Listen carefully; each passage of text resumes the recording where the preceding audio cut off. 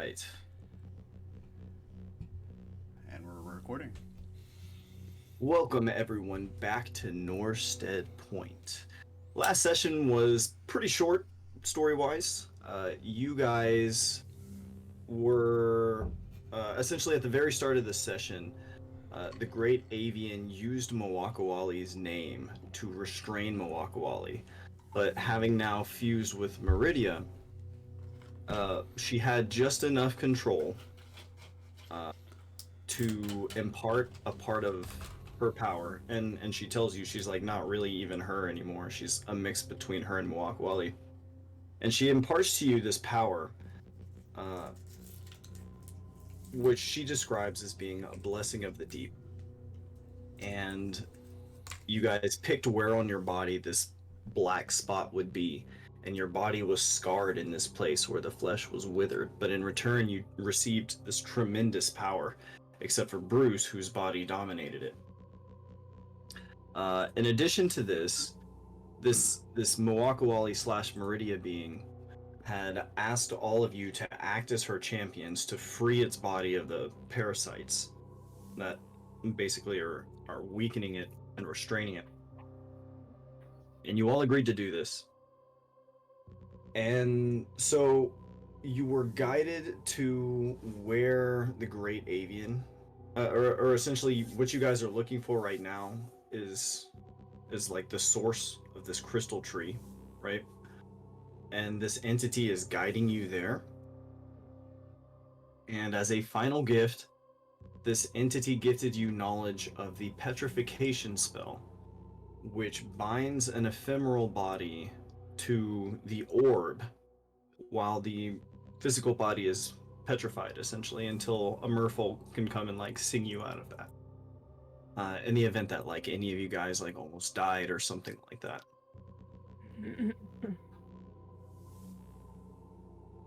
Does that make sense? Yes. Yep. Okay.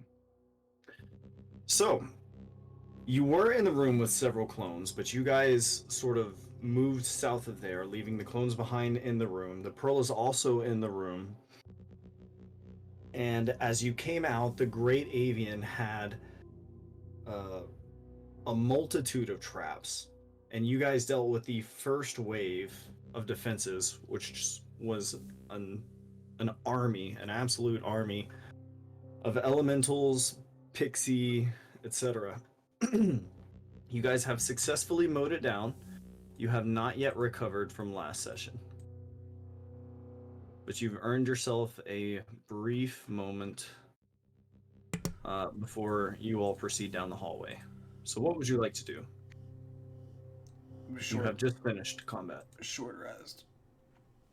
You guys are wanting to take a short rest? Well, I'm at three. This is a pretty dangerous place. Yeah. Yeah. Okay. Where are you wanting to take a short rest? Do you guys even think we should? I mean, we're pretty beat up. I mean, we need to figure out some way to heal. Yeah. And I don't know if we all if there's enough spell slots to go around for everybody to heal, you know, with spells. Like,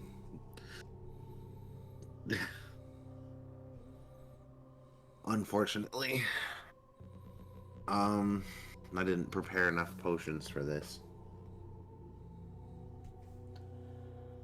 I can't remember how many key points I have left. That's a problem.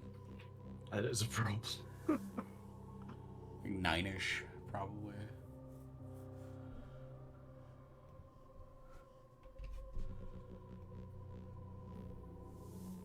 Okay, so what do you guys want to do? Are you wanting to take a short rest? It would solve my key problem.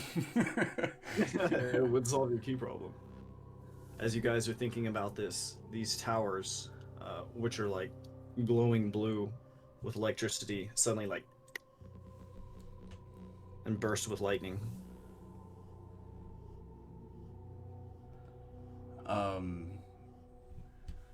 So Bruce looks over at Buttercup and sort of Dr. Victor Mutare, and he says, you guys go back to the orb and those clones and rest up. I'll watch this place.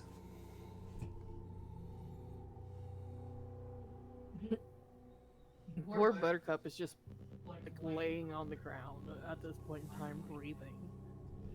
It's like, just got my ass handed to me. So she just kind of looks over between the both of them, and then her eyes land on the Victor's new form, and just like, well, what do you think?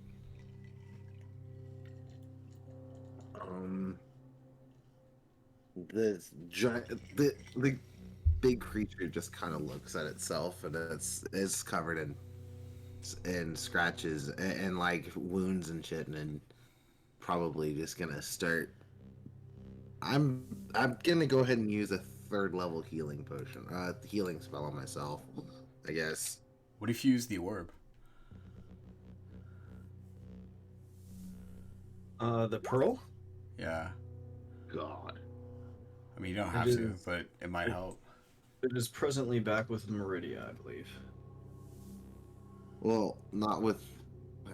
Yeah. I got 10. 10? Okay. And then I'll use my ring to restore that 3rd level spell slot. Nice. Okay, nice. So go ahead and tweak your health. And y'all be like extra careful to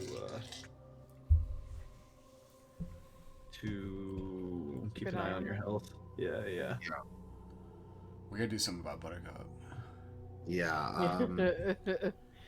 There's not much I can do. I'm trying to look and see. You don't have any cure wounds? You didn't take cure wounds at all? No, you didn't. She, After that. she has 20 hit dice. Yeah. I mean, if you guys go back to the orb in Meridia, like, Bruce can watch this area, and if something starts coming towards you guys, he can, like, try to distract him long enough for you guys to rest.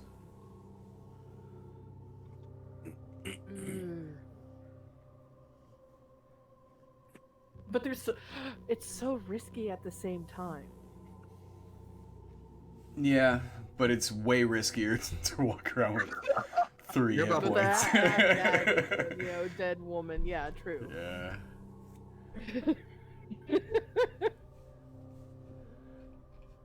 Okay. Yeah, I guess we should grab the orb real fast. Alright, so that's the move. You guys are grabbing the orb as well? Yeah, Yeah. Meridia doesn't I'm need gonna it right grab the now. orb.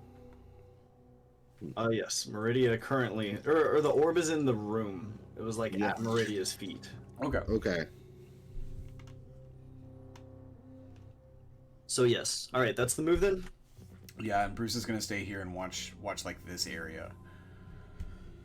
Okay, so Cremage and Buttercup, you guys can go back. Bruce, you are going to stay here solo. Yeah, and give them enough time to short rest. Okay. So, as things progress, Bruce, you are first going to hear a soft flitter of wings. And I need you to make me a wisdom save. You got it. Dun. Just a sec. Wisdom save. Boom. 17. 17. Okay, and you are going to see... Oh, sorry. No, it is 17. My bad. For whatever reason, I was thinking I had advantage, but I just had proficiency. Okay. 17, let me see.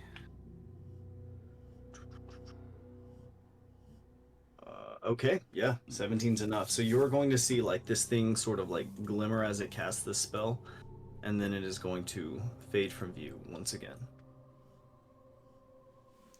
Oh, assholes. They are little assholes. Bruce is gonna close his eyes, and he's gonna focus on his environment, and see if he can hear the flapping of wings. Okay, make me a perception check. 15. So that's not gonna do it. 15. Okay. You do hear wings, but it's moving so quickly it's hard for you to like keep track of where this thing is. Does it? Do I have a what- feeling it's within 10 feet of me? Uh, 15. I'll say no. Well, like you do, but it's not within 10 feet. Okay. Okay. What you do hear, however, is something heavy off in the dark, which is making its way towards you. And how much time has passed? It's making a good amount of noise. This is about halfway through. Halfway through a short rest. Mm-hmm. Okay. So you guys have not recovered yet. and they would need another. How long is a short rest? Is it an hour? 30 minutes. Short rest is 30 minutes. Mm-hmm. Okay, so 15 minutes have to pass. Yes. Okay. Before you guys like can get all your shit back, essentially. Okay. How far up is the ceiling? 50 feet. Okay. Just curious. All right, I'm gonna just kind of like stand back here a little bit and just like put up my dukes, Okay. ready myself. All right. Okay, Bruce. So, at this point, you are going to make out 3 large creatures who are sort of emerging through the cave here. I'll sort of show you what they look like here. Ew. Okay. As this group of forest ogres begin approaching from out of the dark. Fuck.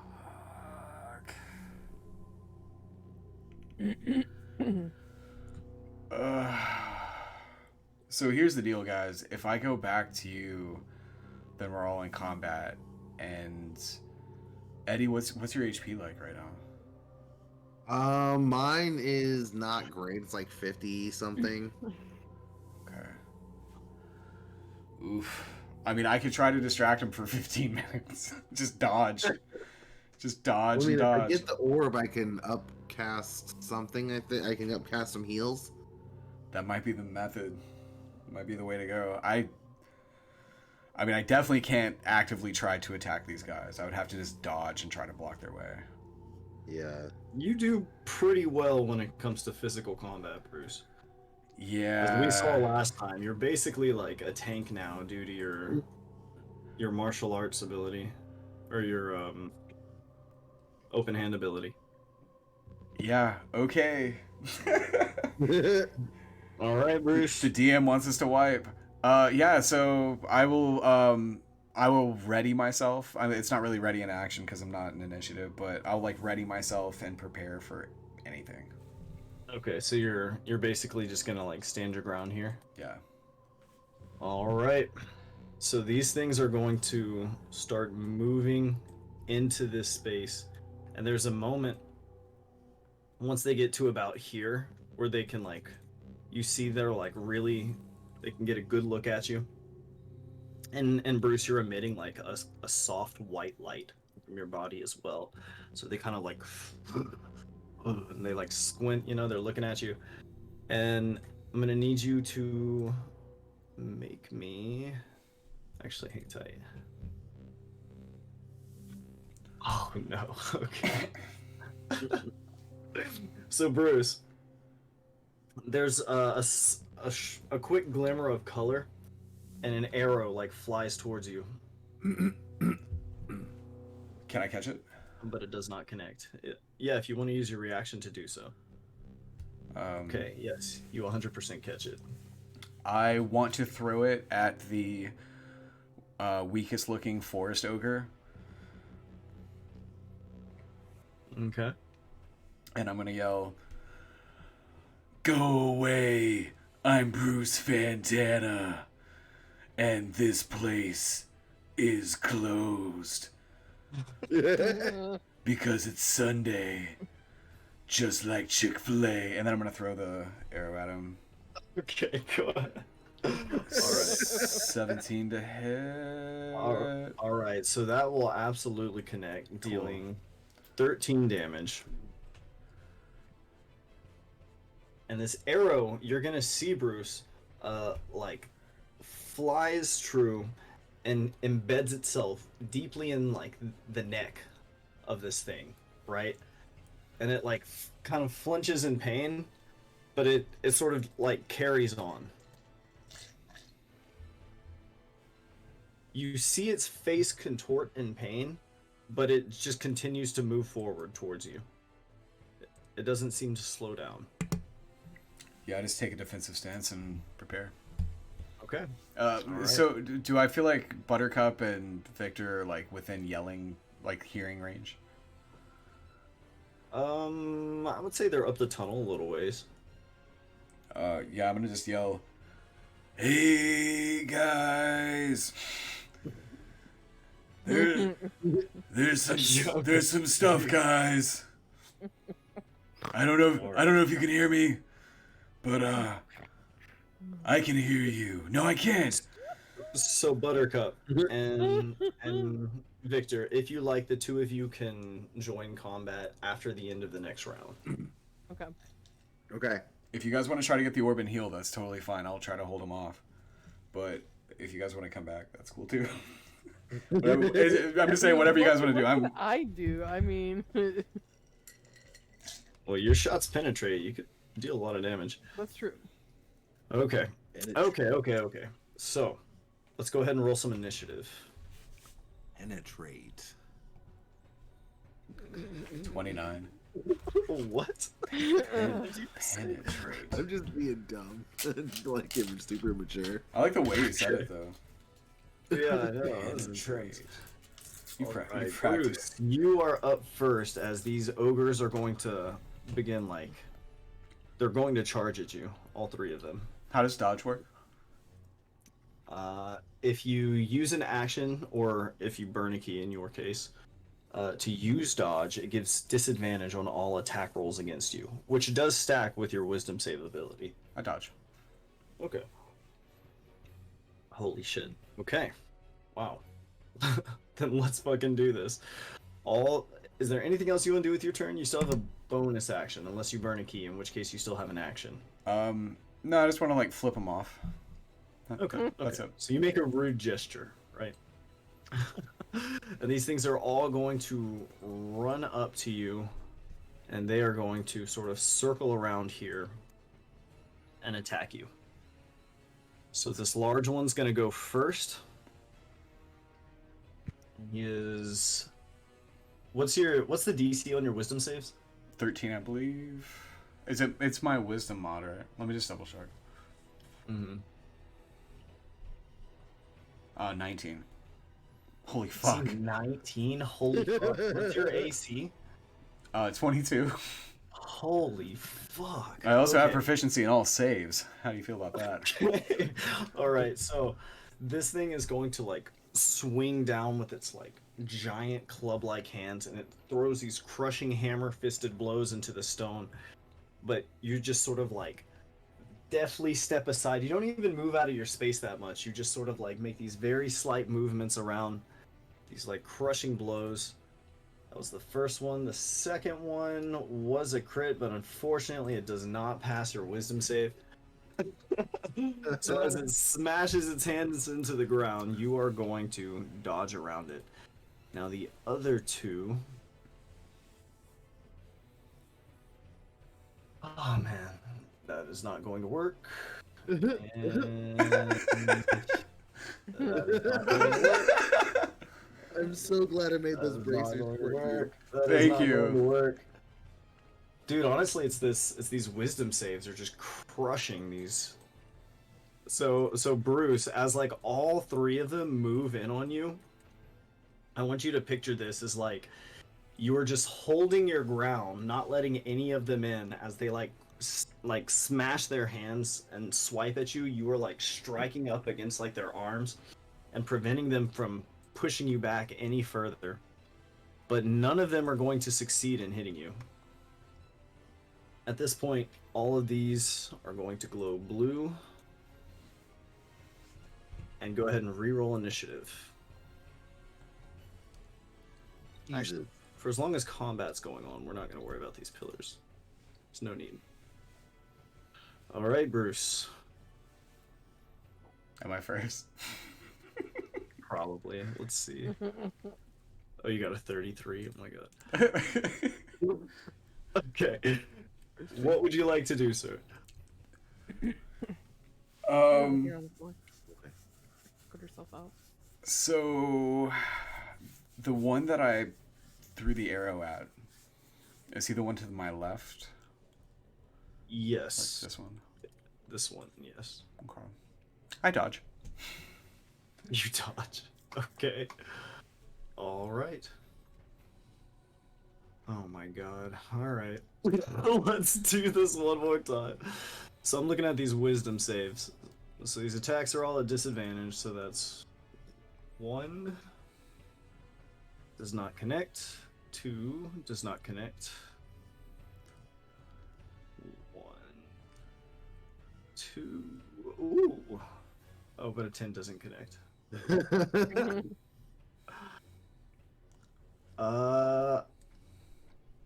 Okay, yeah, Bruce.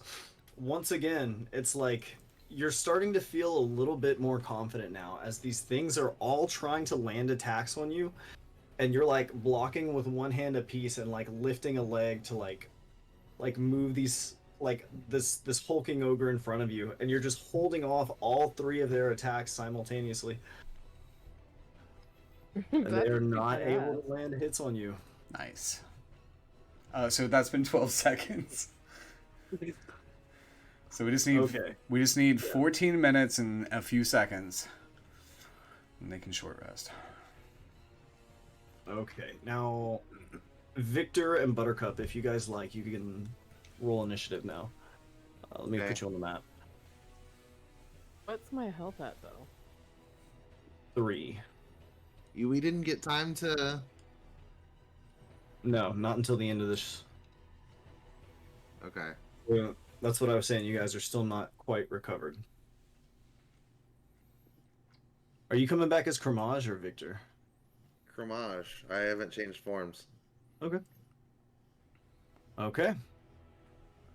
Go ahead and roll initiative if you haven't done so, which I guess neither of you have.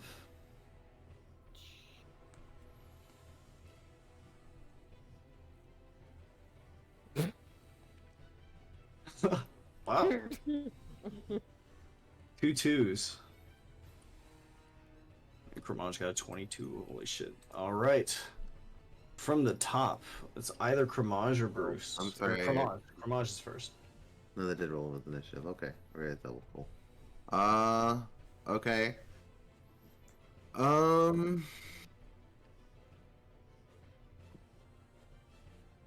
Let's see.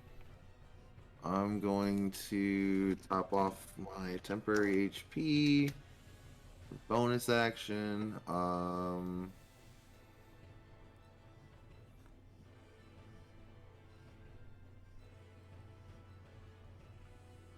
Poison spray this ogre directly in front of me. Oh, wow. Okay. It's a big ass DC DC. 19. Holy fuck. Level 20 DCs, baby. Jesus Christ. Okay. Okay. So, Cramage, as Bruce, as you're like holding off all 3 of these ogres, Buttercup and Cramage suddenly like burst up from behind you. And as Cramage leaps in, he opens his mouth and regurgitates rather, this massive volley of acid, or I'm sorry, poison, which is going to immediately cause this ogre. So here's the thing, like, you see the pain on its face and you hear it scream, but its body is like sort of twitching and being tugged towards Bruce, trying to progress further, as this thing like goes down and its body is essentially forced to die. Jesus. Dun dun dun. Okay. All right. Kramaj, anything else you want to do in your turn? Oh, Hunter, by the way, since so little time has passed, I also still have true sight out to 120 feet. Okay, sure. So if your fairy is somewhere in... Oh, that's fucking true. I forgot to roll initiative for it. So you're going to see it over here. Oh yeah, that's it. That's good God, that's my rate. Like it's my range is all the way out here. Yeah, I see that thing. Yeah, it's pretty wild. Good little fucker. Okay, anything else you want to do with your turn? Just that massive baneful eyes gonna focus on the pixie. Okay, okay. Even though it's like obviously invisible and can't be seen. Is focused on it's gonna watching it sort of looks directly at you, Kramaj, and then you see it kind of like nervously like dart over and your eyes like follow it. And you just see like kind of under its hood like a small frown. Okay, Bruce, you're up next. What would you like to do, sir? So I Hunter, forgot about it until after I've already acid or poison sprayed. oh, it's all good. You made it scared and slightly disappointed. So Hunter, if I were in a forest and I wanted to rip a tree branch off of a tree, would that be an action? Yeah, I'd say it'd be an action. You know where I'm going with this. So I'm Oh, God. going Okay. to move to this guy. Bruce is going to put a leg on the ogre's knee, and he's going to take both hands and try to rip off his arm. Okay, make me an athletics check first. That's a crit. Okay. Here's how this works. How does a 40 do?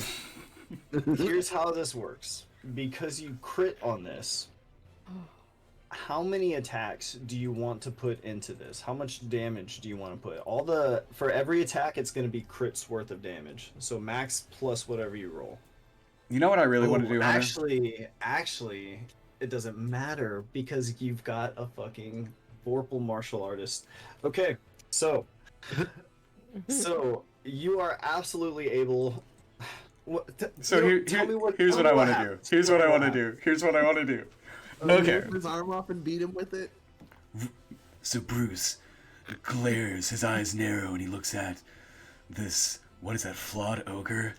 He goes up to him, grabs his arm with both hands, puts his foot on the knee, rips off the arm, and then throws it up in the air, catches it from behind his back, and then the ogre's arm makes a fist, and he hits the ogre in the chin, and his head pops the fuck off his body, and blood squirts everywhere, and Bruce, cause he's not fucking done yet, puts his hand through this motherfucker's chest, and then slings it towards the hulking ogre. Oh my god. And then he looks at the hulking ogre and he says, "Bitch." Oh my god. I would absolutely give you inspiration, but you already have it. I don't think I need it. Can we get the eagle? Yeah, I thought I just played it. Oh yeah, my music's quiet. Nice. Okay, well that was fun. Hell yeah. Okay, hell yeah. All right, go ahead and roll a martial arts for that damage.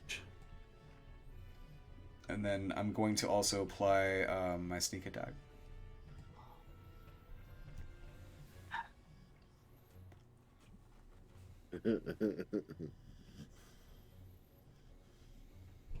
Hell yeah. Holy fuck. Okay, Bruce. So you are going to deal 19 damage. Mm-hmm. All right, as this like body knocks into this thing, you throw it hard enough that you guys can like audibly hear like ribs break as this heavy ogre body gets thrown against this bigger one. and it makes no attempt to defend itself or like catch this body in any way as it's still trying to like strike at Bruce. And you see the face contort in pain. Okay. This thing is up next. Bruce, ignoring everything else, it is going to continue trying to attack you. And it is going to... Oh, actually, this one's not at disadvantage. Yeah, okay. So, you guys are watching as Bruce, like, very calmly and easily, like, steps around these attacks. And it is not able to do anything. Buttercup, you're up next. Okay, like. Buttercup, this is your first turn in combat. Do you have any potions? You know what? I'm gonna say that it's on Buttercup's first turn entering combat. She can do her thing. So I could just do. Spray him. Spray him dead. Conjure barrage. No, I'm saying her assassination. Assassinate. She gets to use her assassinate when she enters combat, regardless of their surprise or not. Nice. Okay. What the fuck? Yes.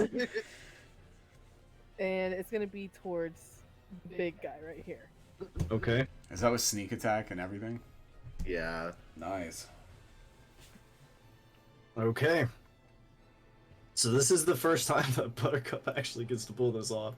And you guys are going to watch as Buttercup sort of like draws her bow back, and as she does so, you guys can hear like a wind tunnel sort of like forming behind her elbow, and when she like releases the arrow, it like shoots off like a missile.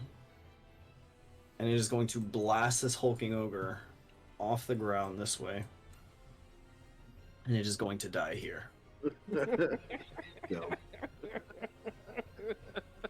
Leaving an invisible pixie Shut themselves. that Gramage is staring directly at. And who just rolled a 7 on initiative. Go ahead and roll initiative, everybody. Okay. Poor thing. Nice. Okay. From the top, Bruce, there's an invisible pixie in this room somewhere. And I don't know exactly where it is. Maj kind of points at it. Would that give me like advantage on perception check to find it? Yeah. Yes, it would. Nice. Okay. Bruce, you don't know precisely where it is, but you know if you throw something, you could throw it in a straight enough line. Oh, you already know where I'm going with this. Boom. I'm gonna grab. So Bruce kneels down. He grabs the leg or the ankle of this fucking ogre, and what he's gonna try to do is like pick it up and spin it around and gain a bunch of momentum, and then try to throw it at the pixie. Okay. So you are going to throw it across here. I need you to make me 2 attacks, please.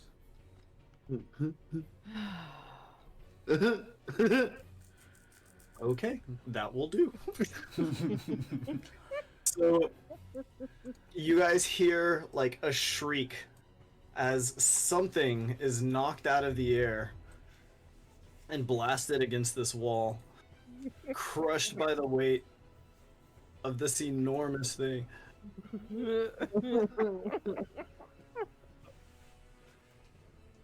Okay, and that thing is out. Okay. Well done, everybody. You are out of combat once again. You may take your hard-earned short rest and burn as many of your die as you like. Let's do that. Let's do a short rest real quick. Okay, go ahead and take a short rest. Now, Buttercup, Yes. being a wanderer, you have more experience with this than anyone. And getting a look at these creatures up close, you are going to notice that these are fey creatures. And come to think of it, so was that pixie that was flying through the air. These are creatures that typically inhabit the deep wilds. It's odd that they would be in this cave. Hey, Hunter. Do I? I forget. Do I add my con mod to each die or just once? To each die. Okay. And Bruce adds double his con mod to each die. Oh shit! I didn't know that. That's right, because I have tough. Mm-hmm. Wow, I still rolled 5. Yeah, my version tough. Okay, so she goes up and like takes a look at these these creatures, and she's like giggling at the poor smush pixie because Bruce decided he wanted to yeet something across the room. Yeah. If you like, you can like are you wanting to like go get that body of the pixie or something? You want to, Savvy? You want to spend some hit die real quick to regain some hit points? Yes. What do I roll again? You roll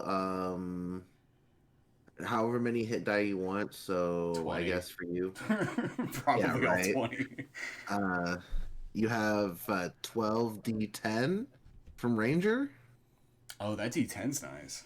and then That D10 is really nice. d6, and then 8d6 from Ranger, I think, or Rogue. I'm sorry, whatever, or whatever Rogue is. Rogue probably would be a D6. Rogue is a D8. D8. Ooh. Okay, so you can roll any combination of d10s and d6s or d8s. I'm sorry, and then add your con mod. Okay. So like you get 6 d10s. Yeah. Uh, I get what you're saying. I want to roll enough that she is not dead. so if you do 6 d10s, you would also add 12 to that, and then you could also do like 4 d8s if you wanted to, and then add another 8. That would be half your hit dice. So type /roll Okay. I was like, wait a minute, wait. 6d10 Okay. 6D and plus. oops. So just 37 plus. So that's gonna be 12. So that's Plus 6 times our con mod. 49. Yeah, so 49 My con is plus 2. Nice. So that's 49. And then. Yeah. Okay. Cool. So 52. And you still got a ways to go, but you still got a bunch left. So that's cool. Yeah. If you wanted to roll some of your rogue hit dice, you could. what's my highest? 99, I think, right? What? My HP. You add 49 to it. So You're 119 is your max. yeah. Okay. Got it. So if you click on the green bar, it'll bring up something up there, and you can type in plus 49, and it'll change it, which I just did for you. Okay. Or if you type in the green circle, it'll have the number, but you can type plus whatever number, and then it'll add it to whatever was in there previously. Oh, okay, okay. Yeah. I'll know all these like little nifty tricks and everything like that. Get on here and play a little bit more often. I feel slow. Oh, you're fine. You're fine. Okay. So everyone's healed up a little bit, and you got your short rest stuff restored. Yeah. Full Yes, key, it full is, HP. One sec. Let me look at something real fast.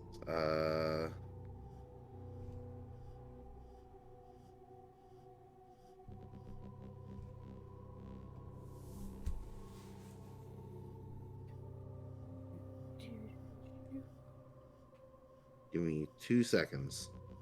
I'm just looking at something. I'm gonna go make a drink real quick. And get some Never grapes. Never mind, I can't do it. It takes a long rest. Oh, damn. I was gonna change my item, or my one of my infusions, but I can't. Oh, I got you. I got Yeah. you.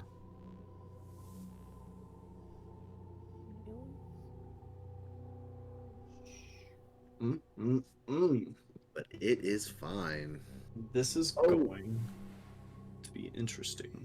I am gonna go ahead and pass a small little like so Goblin. Raj is gonna reach it like kind of into his chest and then pull out a little organ and pass it to Buttercup, and she's gonna hear Victor's voice in her head, not out loud. He's just like, uh, use this to also heal your wounds. There are. It's my infused. It's my spell storing item, so it Okay. has 10 charges of 1d8 plus 5 healing. I like it. Buttercup, as you watch as Cramage's fingers, which have like these sharp nails, just sort of like dig and press into his chest. And as he pulls this organ out of his chest, you can already see a new one beginning to form beneath, and his chest sort of stitches itself closed as he's handing it to you. It doesn't seem like the process hurt him very much. Or if it did, he didn't show it. Just kind of stands there for a second, holding it, and her head's tilted to the side while she watches him. Okay. And then looks down, and she's like, okay. She has to eat it, right? No, you can basically just kind of like squeeze. You can squeeze it, and basically the healing potion will drip out. The healing will drip out. Like Okay, so that's like- okay. So that's what she does, but she's kind of like grossed out about it at the same time, and also really curious on how he is healing that quickly. Like she's very confused. There is something not right about that guy's body. Looking at him, he doesn't And really seem all that human anymore. And yeah, like his voice in your head is kind of detached sounding as well. It's not even like. Are you trying to make him sound like some Silent Hill dude that's like, I'm gonna kill No. No, he just sounds has less emotion in his voice than previously. So him? Look, he's monotone. Got it. yeah, very monotone right now.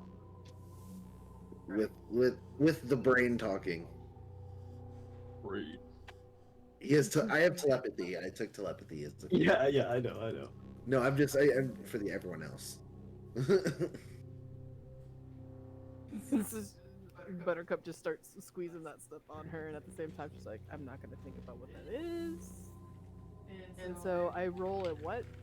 1d8 plus 5, and you can use it up to 10 times.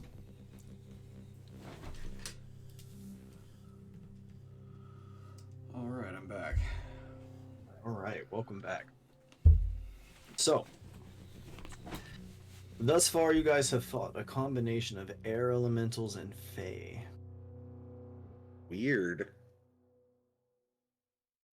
You instinctively know the way to proceed ahead, Mm-hmm. and you have essentially triggered and overcome all the traps in this room. Okay. These pillars continue to gradually glow blue, crackle with lightning, and then revert to their calm state. Easy enough to time. Can we take a look around and see if we find anything in like this weird cave, kind of back over here? I'm gonna roll real quick Sure. for 2 of the healing dice with the gift. Okay. What are you looking for exactly, Kramaj? Seeing if I can find anything useful for my experiments, even though at this point I'm pretty much like my experimentation. This would be the height of my experimentation. Anything useful for your experiment? Okay, well, you are currently moving through the veins of an earth elemental. Oh, okay. So, everything around you is made of stone, but at this point you don't know if that stone has the same properties as typical stone does or not.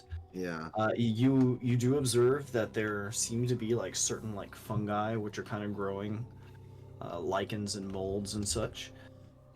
You observe the nature of these pillars, and you see that these pillars are actually inscribed with arcane runes. Okay. And those runes seem to be what is powering this process. Okay. Now, at this point, you know enough about the arcane that you know that if these runes were to be like physically, um, like affected in any Yeah. sort of way, that the constitution of the spell would be lost. Okay. Where did I put my spells at? I don't think I wrote them all down. It's fine. Okay, everybody ready to proceed ahead? No, I want to rip off the dick of one of the ogres. What do I roll for that? Okay, go ahead. Rip off an ogre dick. You're free to rip off anyone you like. I don't recommend the poisoned one. 37. It's soft tissue. You don't need 37 to remove a penis. You rolled it though. And the scrotum. Okay, yeah, go for it, dude. Go for it. I'm not gonna stop you. I rip it off and I keep it in my hand and I proceed forward. Okay, all right. Okay, all right. Yeah, you're free to add ogre dick to your inventory if you so choose. It's already there. All right. Now, moving down through the cave system, you guys are going to come upon this room.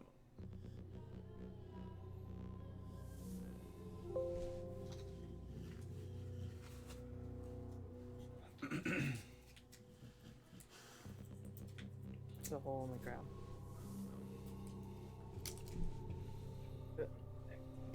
They can't. I can see it. It's definitely a hole in the ground. Really, it's just like a tunnel pass that has a hole in it. Yeah.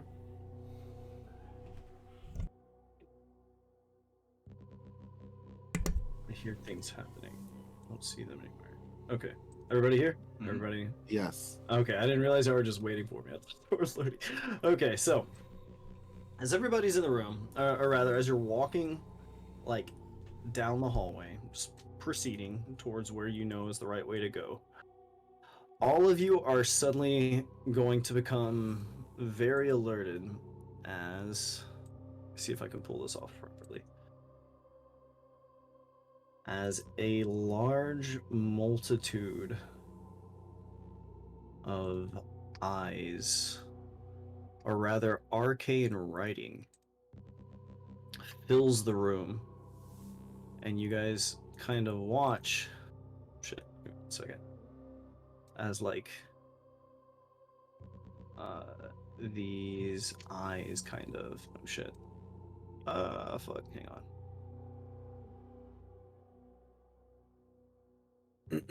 These eyes sort of like move around and such, and they're all sort of like bouncing around looking at you. And as this happens and all of these are triggered, immediately several things are going to happen. First off, large stones are going to be dropped from the ceiling. I need Cremage and Buttercup to make me dexterity saves as they come crashing down.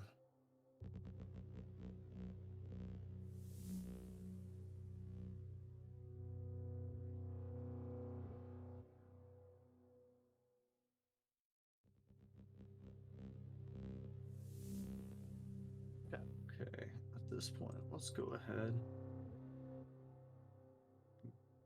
Get some music. All right, so Oh, do we pass deck saves? oof, those are not super great. Let's see. I'm gonna see you each take a D12 of damage. So you each take 5 damage. No big deal. But you manage to evade being crushed to death by these boulders. And as this happens, and these eyes are sort of looking about the room at you all. These boulders fall into place, and a massive storm begins. And the room slowly, as this it's a frozen, sleeting rain. And the room slowly begins filling with water. In addition to that, 3 monstrous whirlwinds are going to appear. And one of them is headed towards you right now. There we go.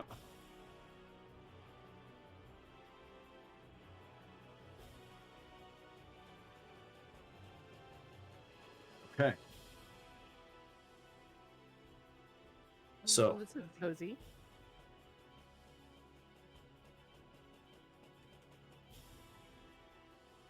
all right, everyone.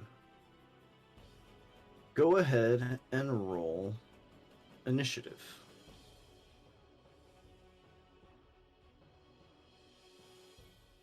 Oh shit. Okay, let me delete all these. Everyone roll me initiative one more time.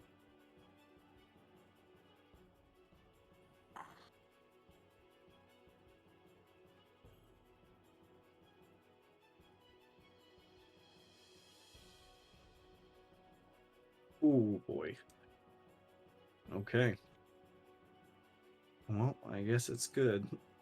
Because you'll get to see how these work. All right, Bruce, you are up first. Now, I need you to make me a dexterity save to avoid falling prone right now. As the floor is covered with a slick ice. It is also difficult terrain. I'm gonna let you know I ignored all of that because of Boots of the Winding Path. That is right. Or wait, I thought it was a ring of free action. No, I have Boots of the Winding Path and Ring of Free Action. Oh my god, okay, whatever. Yeah. So Oh, that's fine, that's fine. all of that. I ignore all of that. Let's put it that way. Okay. Bruce. You are good. Oh shit, you actually met it. I think you have to beat a DC, right? Am I mistaken about that? For saves, I think you just have to meet it. Okay. That's fine. We'll say defenders win ties in this case. So Bruce, you are not prone. You are, however, on difficult terrain.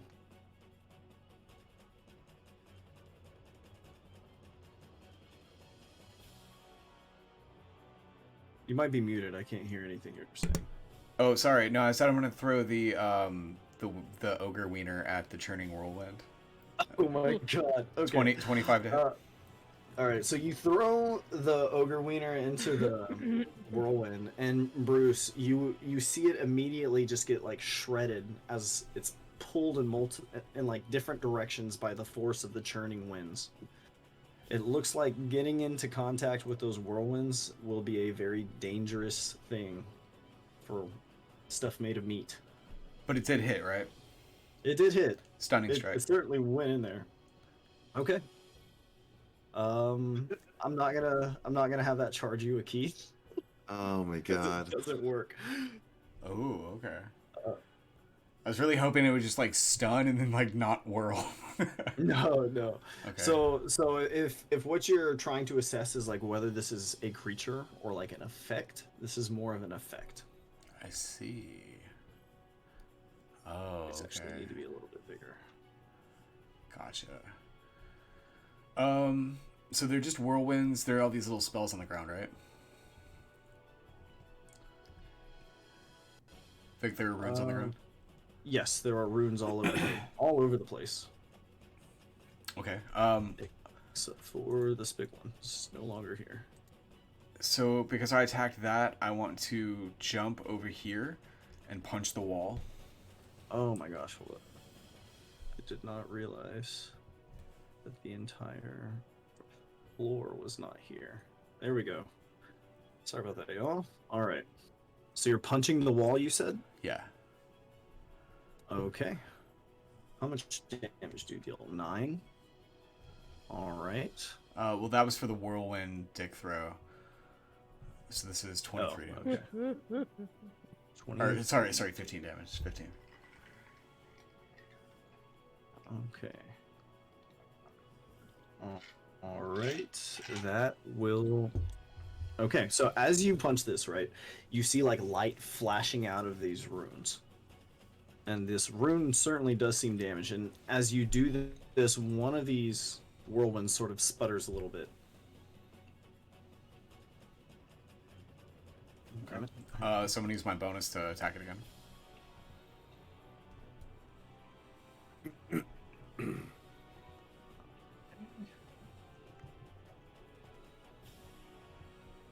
Oh my god, this thing's being such a pain in my ass. There we go. 29 to hit. Mm-hmm. How much damage? 18. Oh my god. Okay, so with that, you are going to destroy this thing. And one of these whirlwinds is going to tucker out. Okay. And that's the end of my turn. All right. Now, these two ones are going to move through.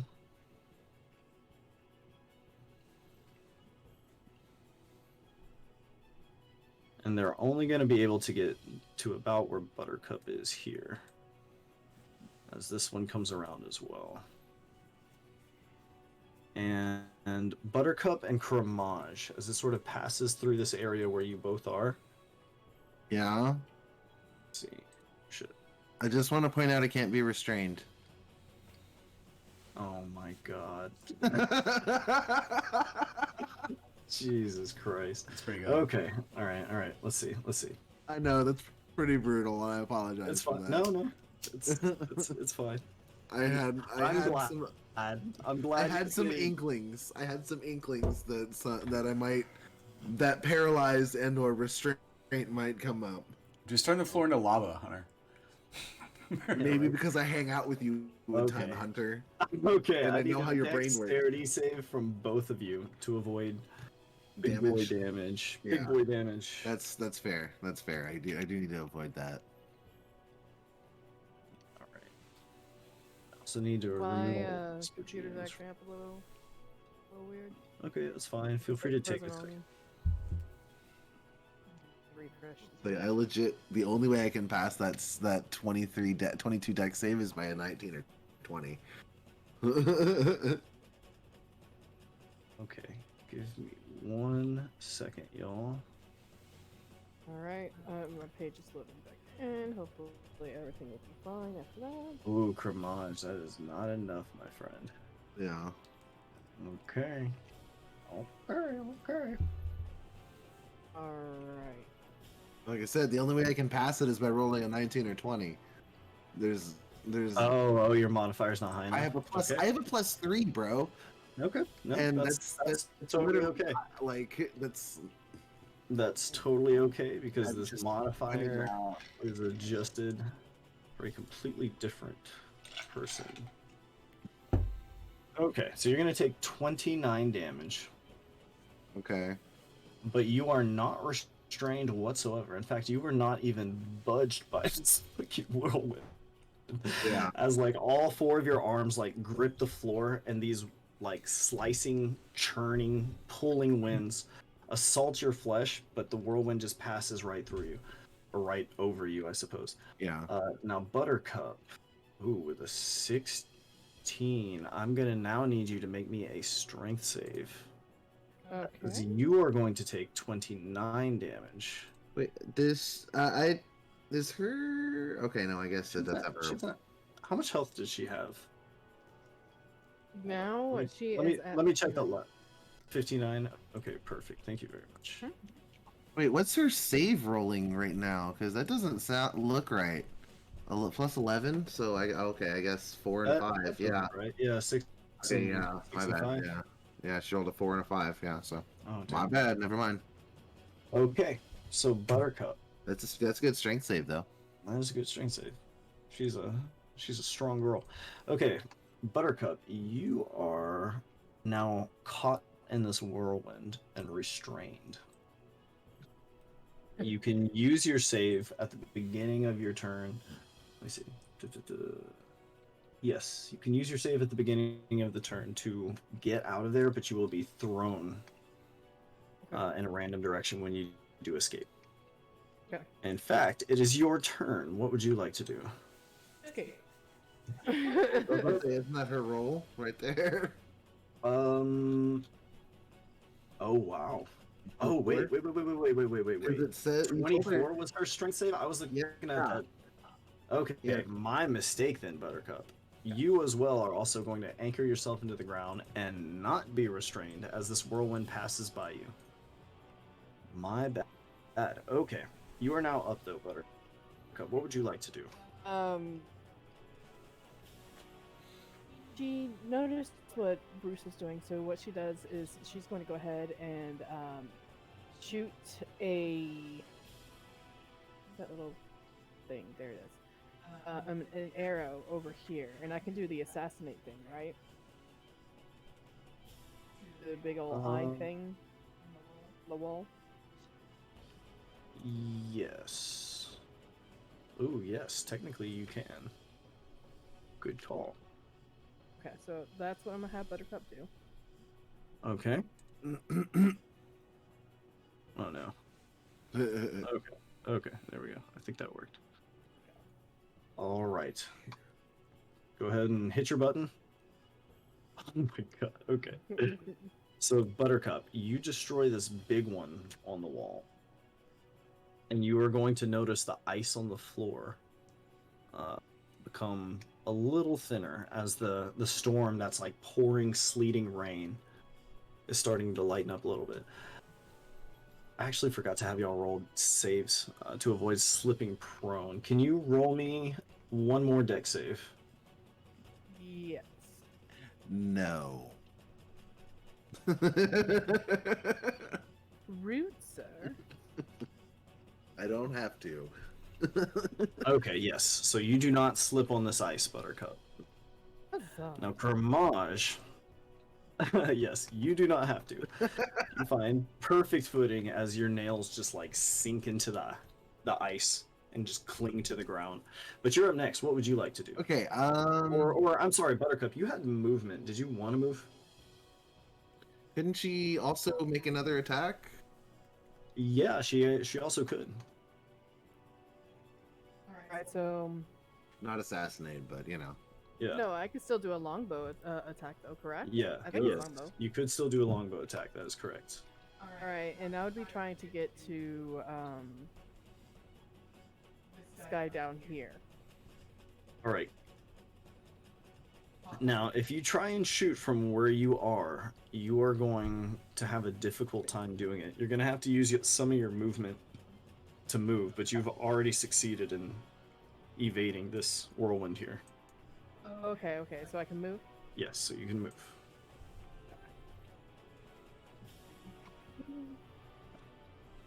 To make sure I put the select thing back on. Alright, so You can move over to the left as well, like. Yeah, so basically what I'm trying to describe is that if you're making ranged attacks near these whirlwinds, it's going to fuck with them. yeah. I understand what you were saying. Gotcha. Go ahead and make a ranged attack. There. Yeah. Oh, and Hunter's Mark too. 10 damage. Okay. Hunter's Mark kind of doesn't really make sense with these things because they're completely stationary and not moving at all. Okay. But I will say that you deal 10 damage to this thing, for sure.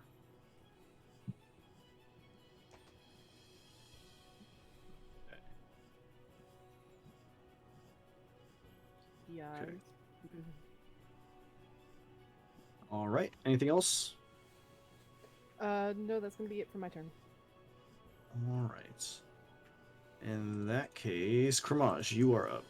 All right, I'm going to move a little bit closer over here, and then I'm going to shatter.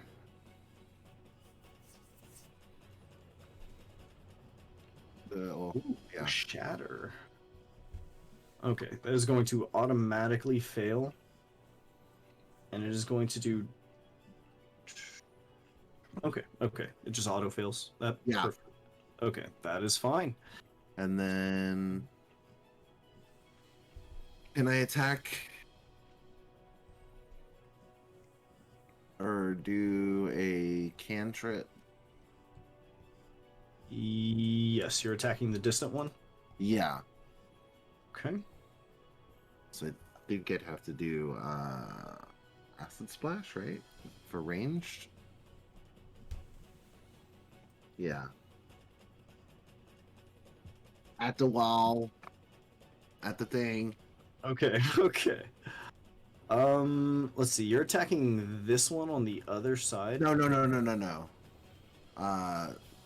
Sorry, I don't mean to move myself. 1 second. Your shatter is definitely fine because it's a Right map. here. Yeah, this one. I'm acid splashing that one. The same Okay. thing. I'm still Okay. trying to hit. I'm trying to destroy this one. All right. So you deal 26 damage. All right. Give me a second to make shit function. All right. Next up, go ahead and re-roll initiative if you haven't done so. Oh, 1 sec. Oh my god, you lucky ducks. You guys always get so lucky. All right. Not always. Feels like it, I guess. Yeah. Okay. Only when it matters. Yeah, only when it matters, right? Okay, from the top. I believe this time it's Buttercup. What would you like to do, Buttercup? All right, so The whirlwind will be moving this direction on its turn. so she's gonna move a little bit closer and do another longbow shot towards the eye on the wall. I think you can do 2 in the same turn. You're right.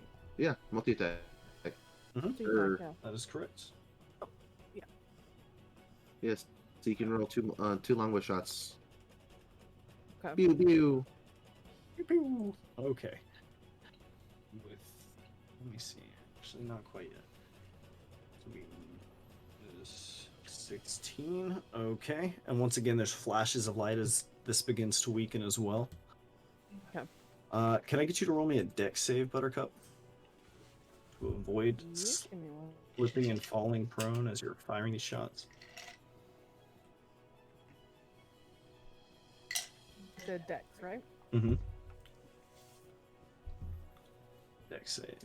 That is right. Okay. Now, unfortunately, you are now going to fall prone. Okay. And I think because you're a ranger, I'm pretty sure you ignore difficult terrain as well, Buttercup. Oh yeah. Yes. Okay. I think Bruce is actually the only one who has to deal with difficult terrain. Come to think of it. All right. So unfortunately, you are prone. Okay.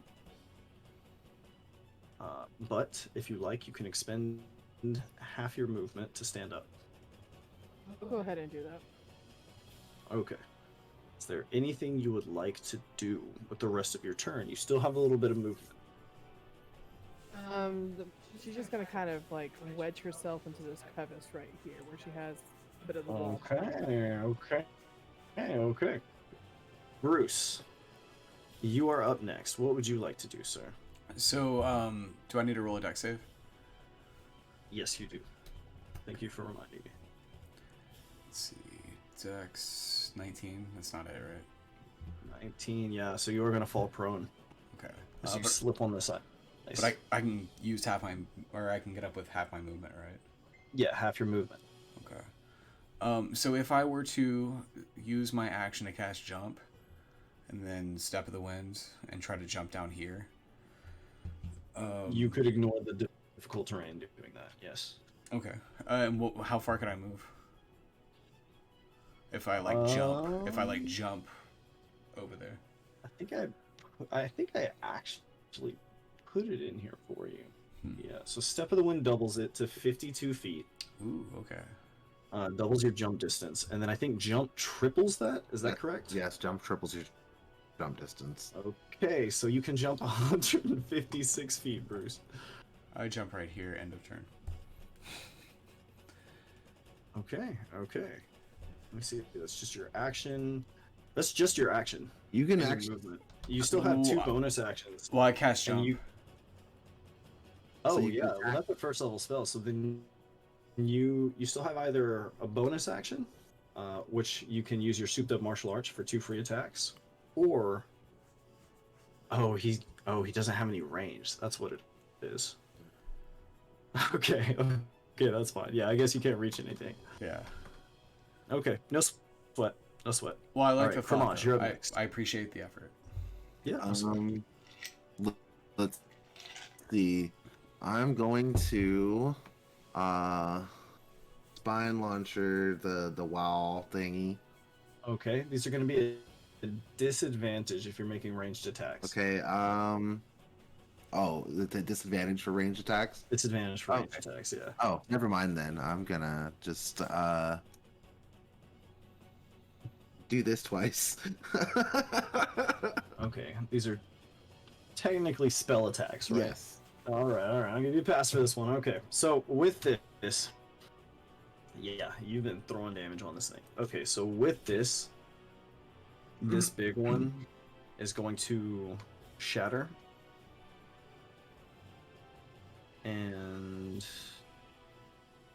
let me see. Am I tracking this properly? Yes, I think so. So that big one is going to shatter, and the ice in the room is going to sort of ease up just a little bit.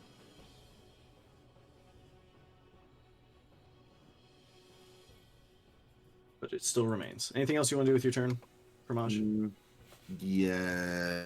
You still have plenty of movement, and I think that was really... Oh, it was 2 actions. Okay, that's fine. Attacking bonus. Any So movement? let's see. Yes, I have 45 feet of movement. Yes. Now keep in mind, these whirlwinds are going to move through soon. Yeah, I know. 45 feet will put me right here. Okay. And then let me see something real fast. I'm gonna look at one spell.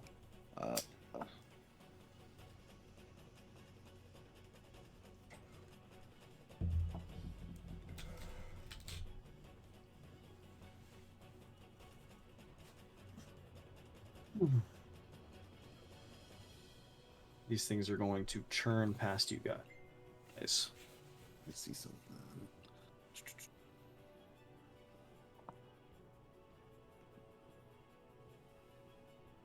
Okay, never mind. Yeah, all good.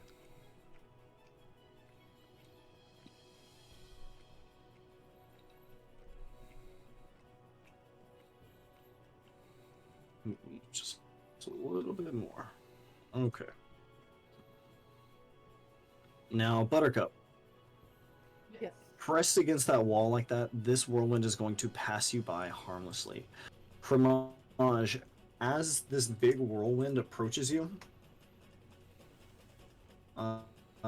you can feel like the wind is starting to get sucked. You're not completely in like a dead zone where you are, but you are enough that you will get advantages on your saves. Okay. All right. But that won't actually do anything until next turn. Well, if I move, then I'll be fine. Oh, nice. Okay. Well, it rolled a 20 again, so let's hope you get that initiative roll. Oh, are we rolling initiative now? Yeah. Go ahead and reroll initiative. Damn. Oof. Okay. Wait, I'm gonna add +5 to that with flash of inspiration. You can add inspiration with Flash of Inspiration. Well, Or, I'm sorry, normally, add the initiative. normally you only roll initiative once an encounter per normal rules. So, Does it let you do that? let's get a flash of inspiration real I thought it was fast. saves, skill checks, and I thought attack rolls, but I could be wrong on that. Is initiative a skill check? Since Jack When you make an ability check or a saving throw. Initiative is technically a dexterity ability check, so that does apply. Okay. Bless you. I think. Sorry, That's one of the very So few it's a 23? That'll times. be a 23. Pretty good. It's one of the very few times like the nature of initiative actually comes up. It happens like Right. seldomly, but you know it does happen. Yeah. Okay. Fromage, you are up first. Okay. What would you like to do? Um,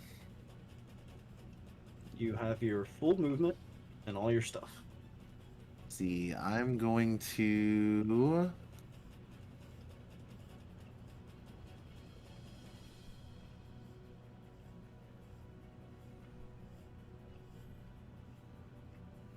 I'm going to haste myself. And then. You've got haste. So I get an extra. Yes, I have haste. Yeah. Alright, so I'm My gonna. word. Let's see. Can move 90 feet. Okay. All right. And then I have a bonus action because of haste now. So I'm going to bombard this wall thingy next to Okay. me. Do it. One weapon attack only. Interesting. Why would they cap it like that? I guess so it's not too broken. Okay. I did a cantrip. Alright, so cantrip, and you are still able to make an attack with your spare action. Okay.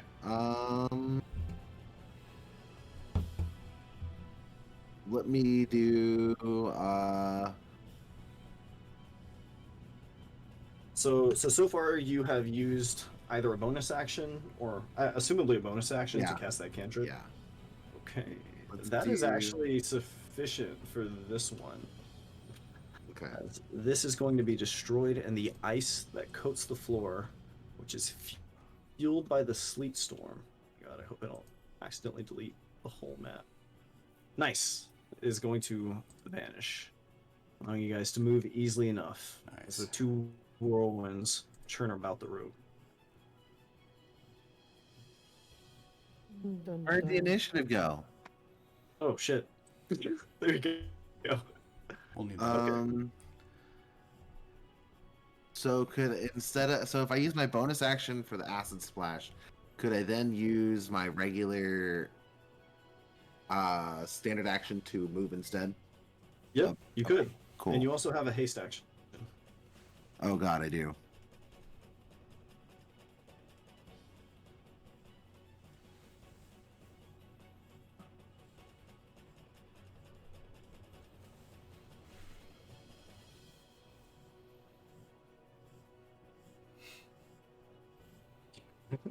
So you're just moving. Okay, perfect. Anything else you want to do? I still have a haste action.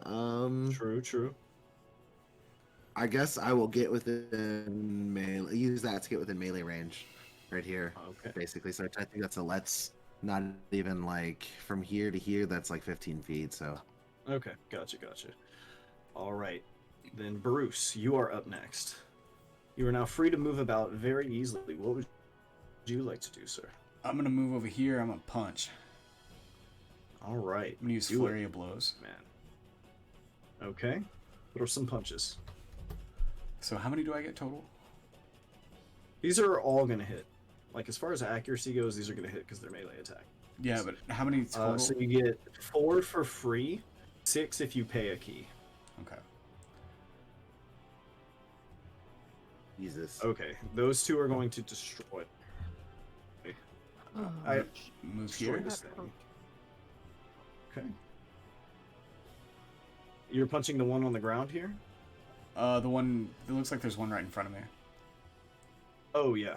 This is the one that like caused these boulders to collapse. It doesn't seem to serve any function beyond that. Oh, I see. Okay. Can I jump over here since I've the jump spell still on? Yeah, absolutely. Okay. So those second 2 attacks We're going to deal 27, and your first flurry of blows is also going to destroy this one. So, Bruce, you successfully disabled these two, causing both of the whirlwinds to cease. Nice. Okay. Buttercup, you sort of sigh a breath of relief as the massive storm sort of halts before it gets to you. She's like, All right, son of you guys are now out of initiative, but still stuck in this room. It's caved in on either side here. a... Can we pause right here so I can go to the bathroom? Yes, that is just fine. I actually have something for this as well. Ooh. Oh, okay.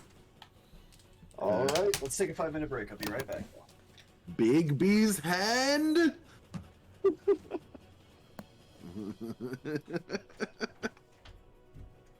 All right, we'll be back.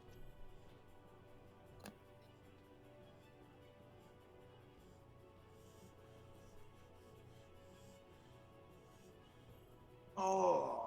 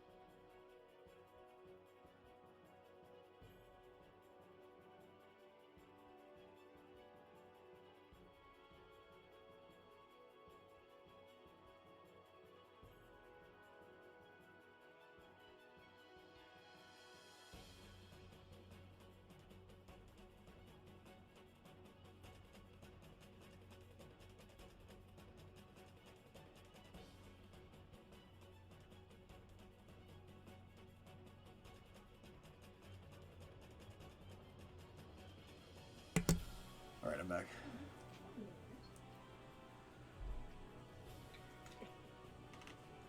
Oh, are you used to getting what food at night too? Is that what they do? What's your knife? Nope.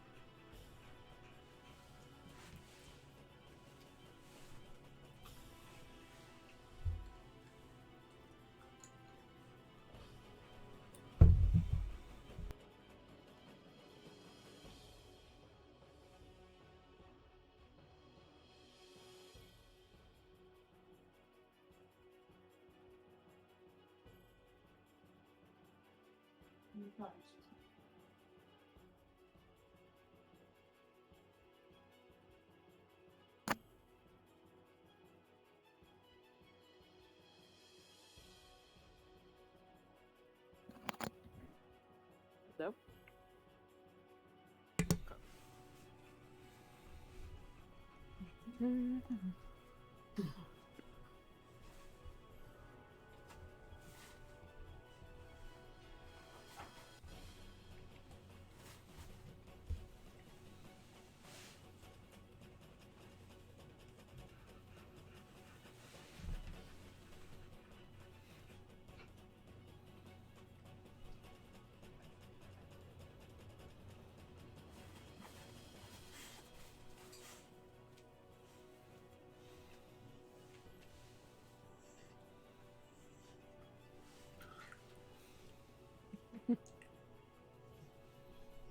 just in case you didn't know, she was like, "I'm gonna be right here in your face the entire time."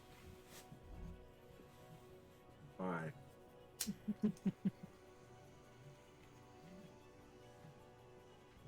That's not for kiddies.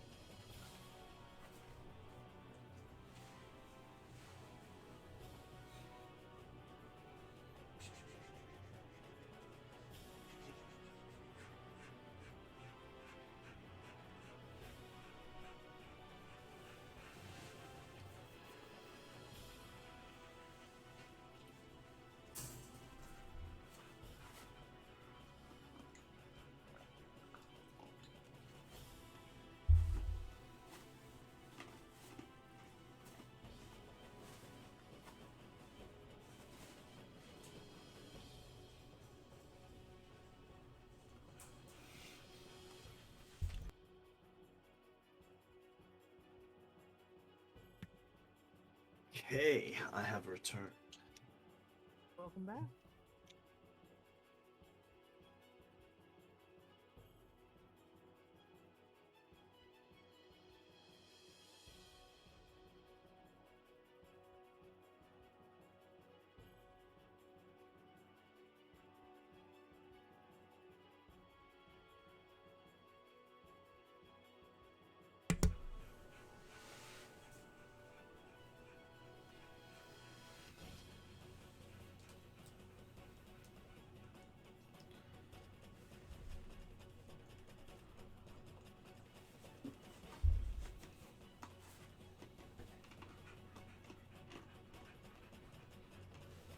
This is not really for kiddies either. This is marijuana. Did I tell you about the time I smoked my dad's catnip? Yeah, I did No. that. One time, like, I thought it was K2. It was in my dad's dresser. I was, like, going through his shit, and I was like, whoa, that has to be K2. No, it was fucking catnip. He had, like, 5 cats. Of course. I did not get high. I knew immediately something was wrong. The cat's just really into you for some reason. Yeah. Okay. Everybody ready? Yeah. No, that's Okay. okay. So, what would you all like to do? Bruce, you are tremendously okay. Yeah. Yeah, I'm fine. So, Eddie, you said you had something for this, right? What was it? Oh yeah. So how do you want to? I want to. Big B's hands. Ooh. Okay. You want a Big B's hand? Give me 1 second. That's pretty spell slotty, right? As you. Yes, that is very spell slotty. I could probably just punch it out of the way or something. I mean, we will get a hand for a minute. So That's true. So you guys watch as Victor sort of just like tears off one of his own hands at the wrist, and then like with one of his free arms injects that hand with something and tosses it onto the floor. And as like a little nub begins growing back to replace his old hand, his new hand swells in size, and you have a giant version of one of your hands that you can manipulate as you like. Nice. Buttercup is very confused, and so she just stares from the hand back at him. It's gross looking. She's like, what? So I'm gonna use forceful hands to try and move one of the rocks, or clenched fist, I guess, to punch it for 48. Okay. All right. So you're punching it. Well, which would you? Can I just use the hand to? Okay, so I'm gonna read the forceful hands. The hand attempts to push a creature within 5 feet of it in the direction you choose. Make a check with the hand strength, which would be 26. Wow. Okay. 26. If the target is medium or smaller, I have advantage. Pushes it to 5 feet plus the number of feet equal to 5 times your spellcasting modifier, so 30 feet. I can move whatever 30 feet. All right. Go ahead and make me a strength save. Okay. Using, you said 26. Yeah. So that's an 8 modifier plus 8. All right, and then Just strong. with proficiency, right? So plus 5, right? For a strength check, Yeah. I don't think you add proficiency to strength checks. It's just a flat strength check. It's not a skill check. Okay. So it's a D20 plus 8.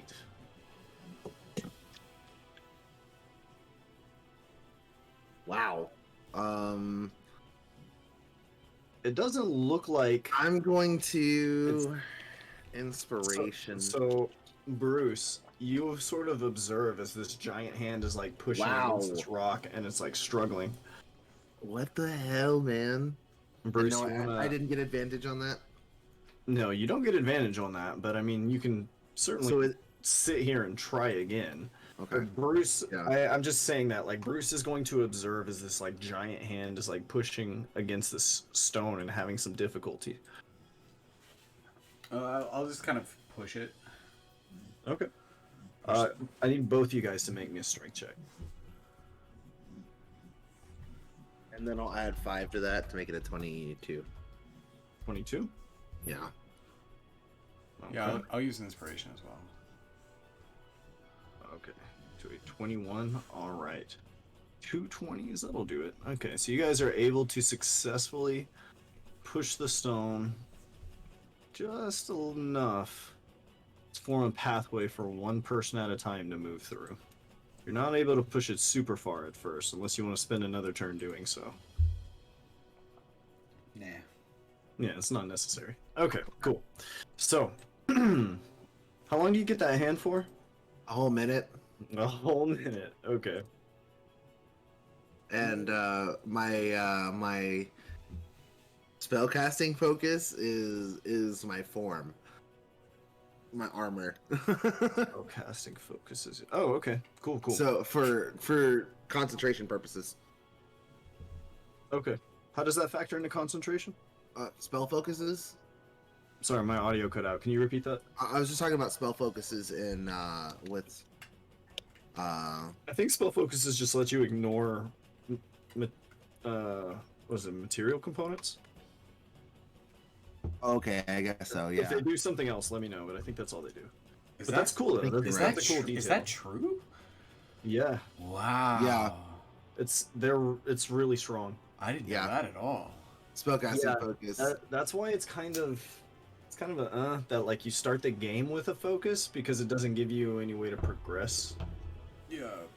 Yeah, that should be a cool thing that you learn, but Anyways, But okay, no, I'm sorry. podcast stuff aside. Yeah, right. So as you push this boulder out and all three of you sort of squeeze through, this is actually going to open up into a bigger room. And I will put you guys right here. There you go. Okay. Shit, there's no audio. Sorry. Eerily So quiet. spooky. Right.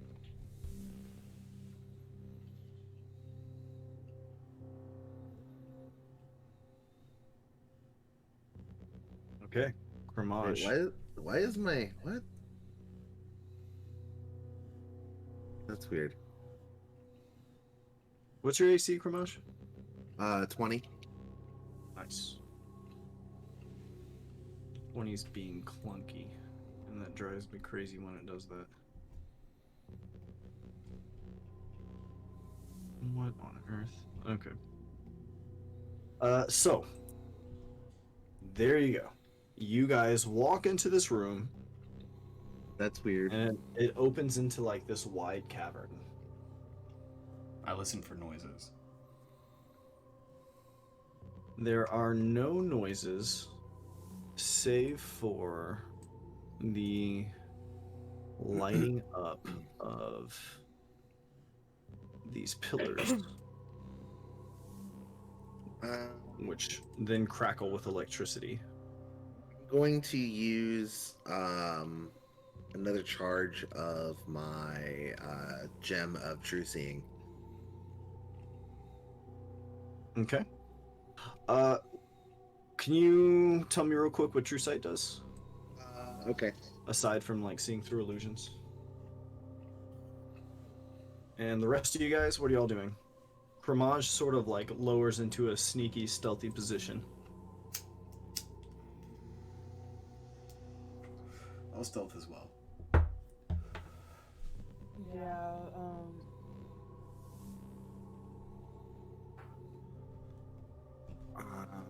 True sight could see in both normal and magical darkness. They can see invisible creatures and objects and automatically see through visual illusions.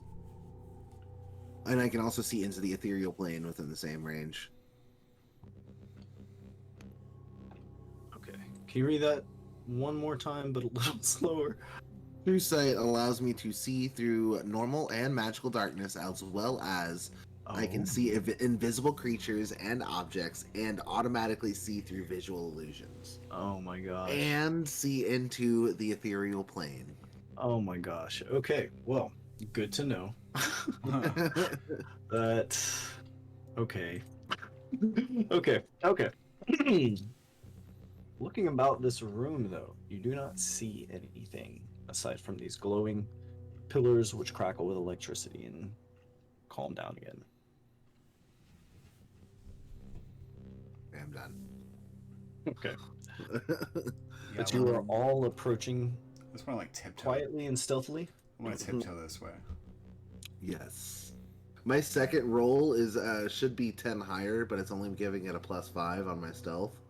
So that would be a 22. Your second roll. Yeah, on mine it's only adding, so it's adding the +15 on my first roll, but not on my second roll. It's only adding +5 on my second roll, Okay. which is weird since I have expertise.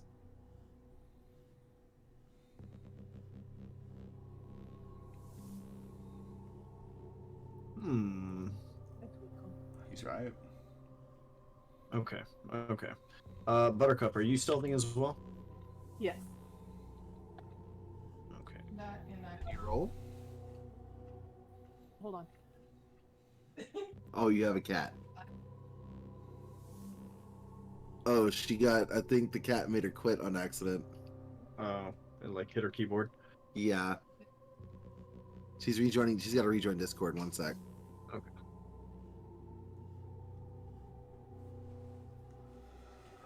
Of course, our kitty is playful at midnight.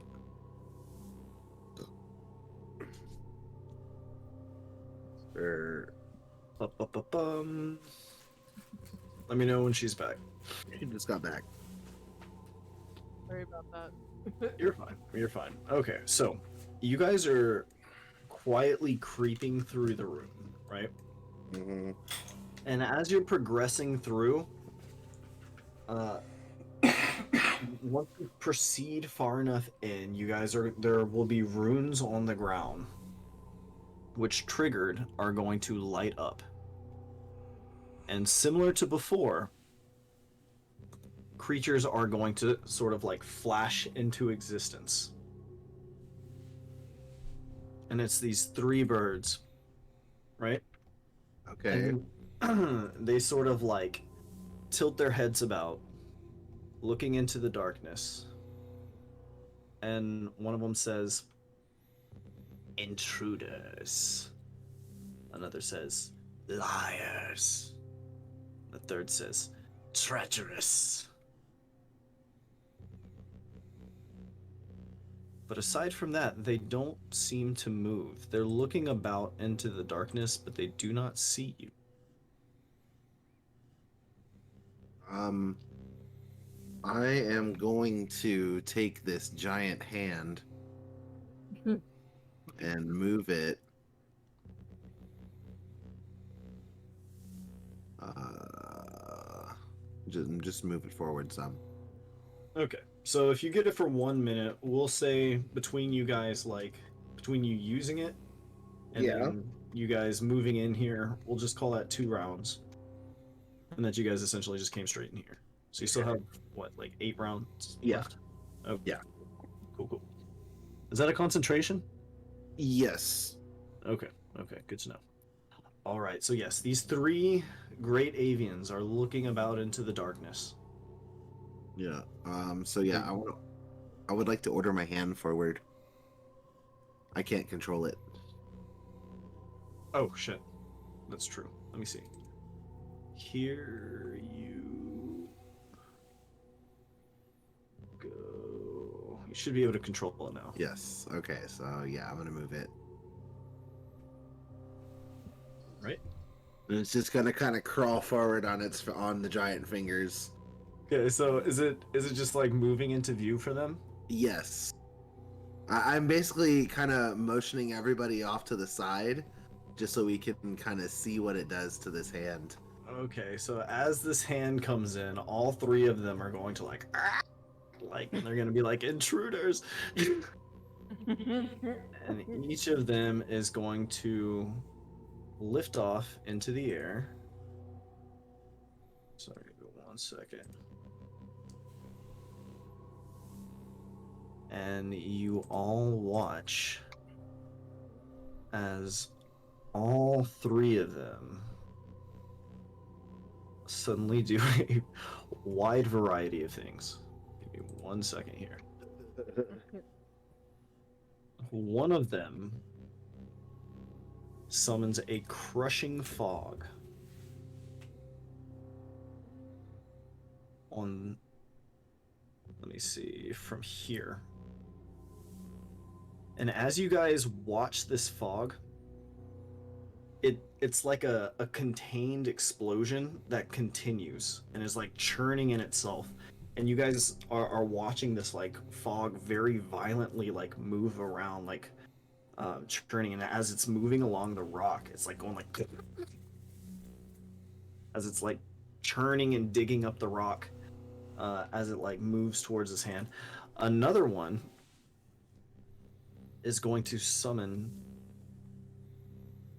over here a large ball of lightning. Oh shit, wrong thing.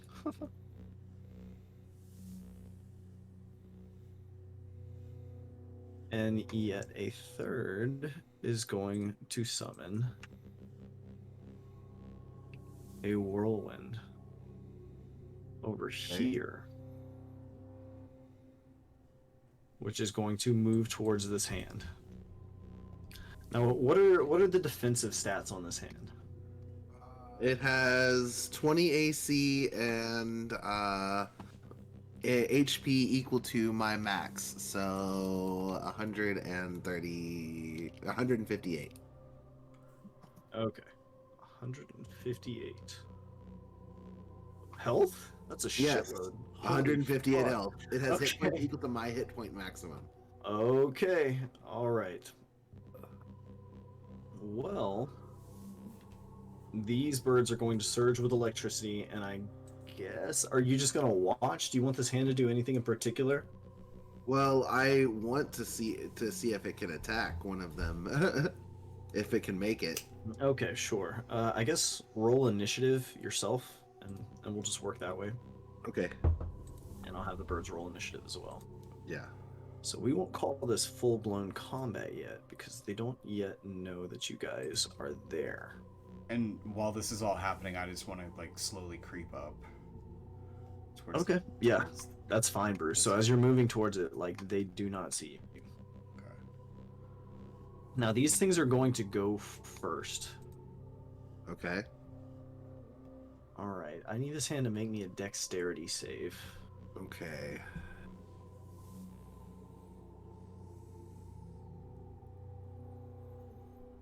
Seven. Okay, so as this sphere moves towards it, it's going to take just 3d6 damage.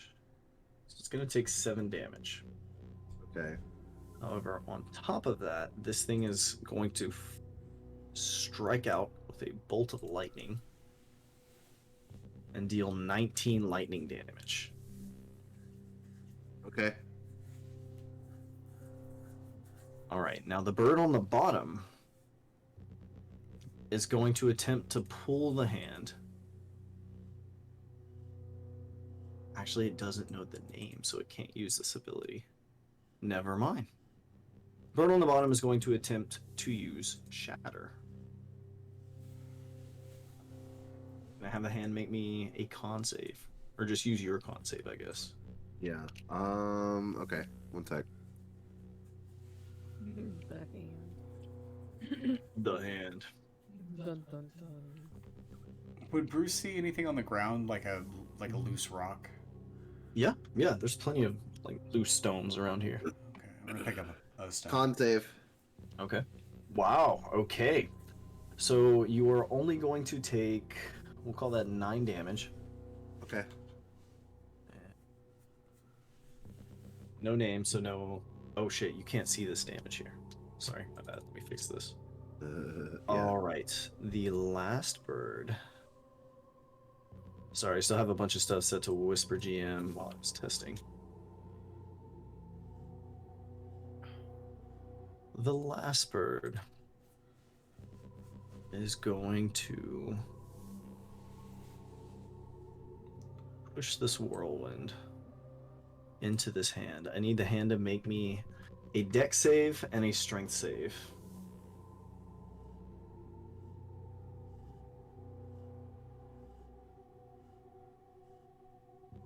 Okay.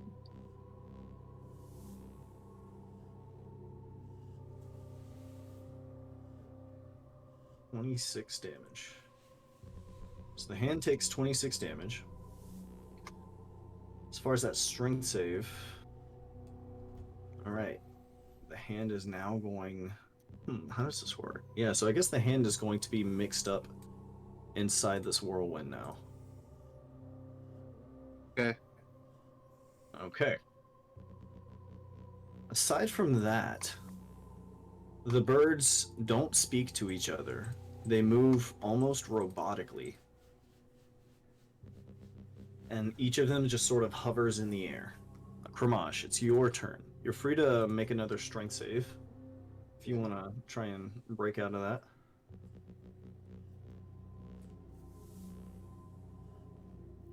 $18.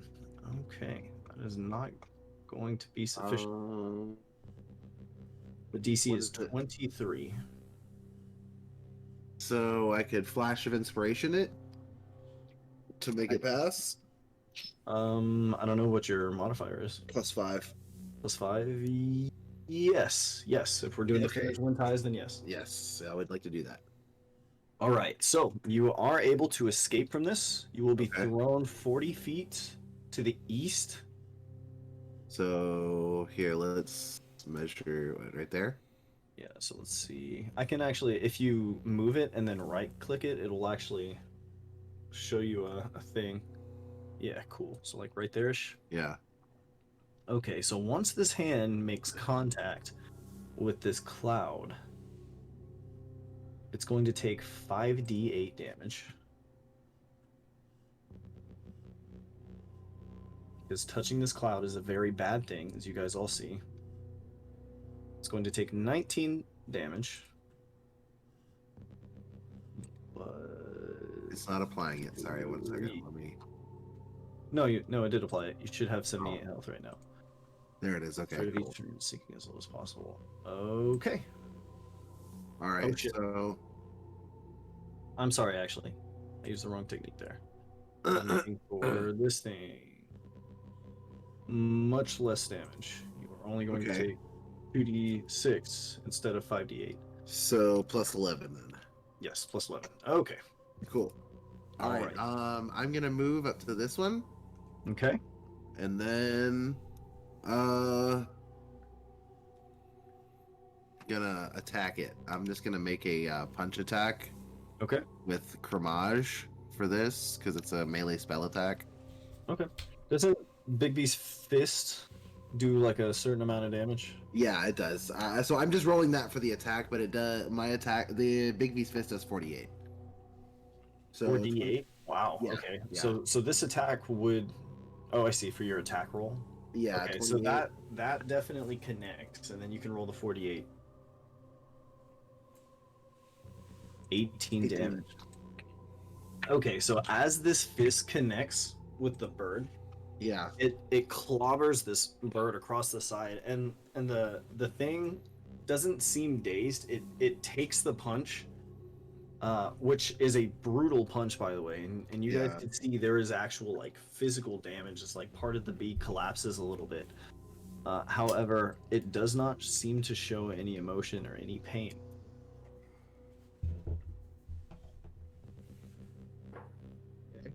Okay. Anything else you want to do with this turn? I can't do anything with it on this turn. I attacked with it and then I moved, so Okay. it can't do anything else. Now- Oh wait.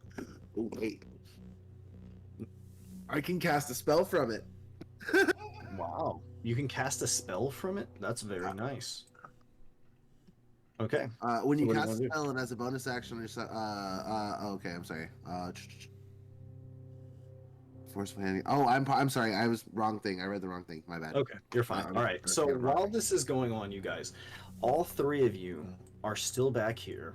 You have not yet been detected. Is there anything the three of you would like to do? Buttercup, you want to get in position? Ramanj, let's sorry, just say I'm- you have your movement. Okay. What was that, Buttercup? Sorry, I'm fading on you guys pretty hard right now. I'm sorry. So what's going on? My brain. You want to move into a position to try and get an assassinate on one of the burbs? Yes.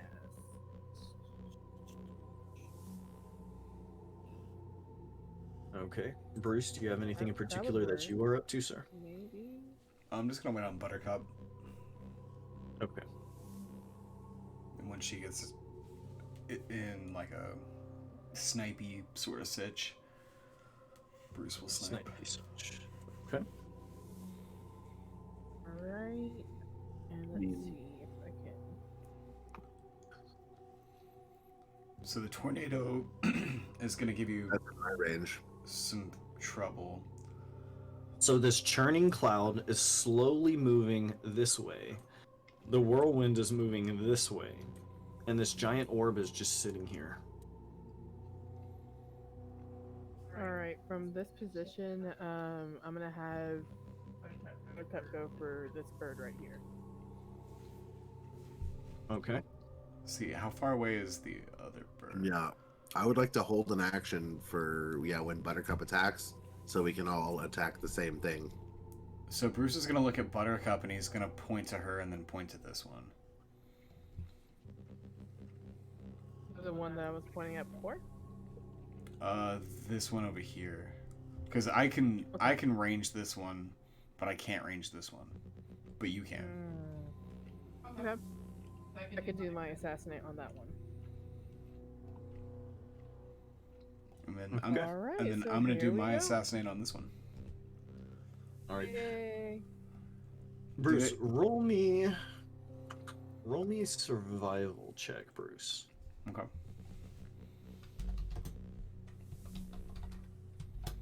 What is Bruce's survival? I bet it's pretty high, right? 11. 11. Yeah, I imagined it would be. 26. Okay, yeah, Bruce, you have as many stones as you need for ranged attacks, Okay. but your range is 2060. So, do they count as surprised? Yes, they do not see you. Okay. That means I have advantage and I instantly crit, right? Technically, yes, you do instantly crit. However, for the sake of these larger enemies, I would not say you auto kill like you would with like typical enemies, Yeah. but you will do max damage. So Vorpal doesn't count. I'll say you get like max on max damage, so double max damage instead of max plus roll. Okay. So the bigger guy's not Vorpal. We'll give you a heightened effect, but not Okay. the insta kill on like That's perfectly fine. like quote unquote boss enemies. It was worth a shot. I think that's written into the Vorpal thing, but we'll Yeah. give you some extra damage to compensate. Okay. So 4 attacks. Okay, so for the sake of these attacks, they're gonna do double max. So you're gonna do 28 damage a pop, right? Mm-hmm. And Oh sneak. my god, Bruce. And sneak. Okay. So we are looking at, let's see how much damage. Alright, so your third one, your third attack. Are you focusing one thing, Bruce? Yeah, I'm going after this guy. Okay.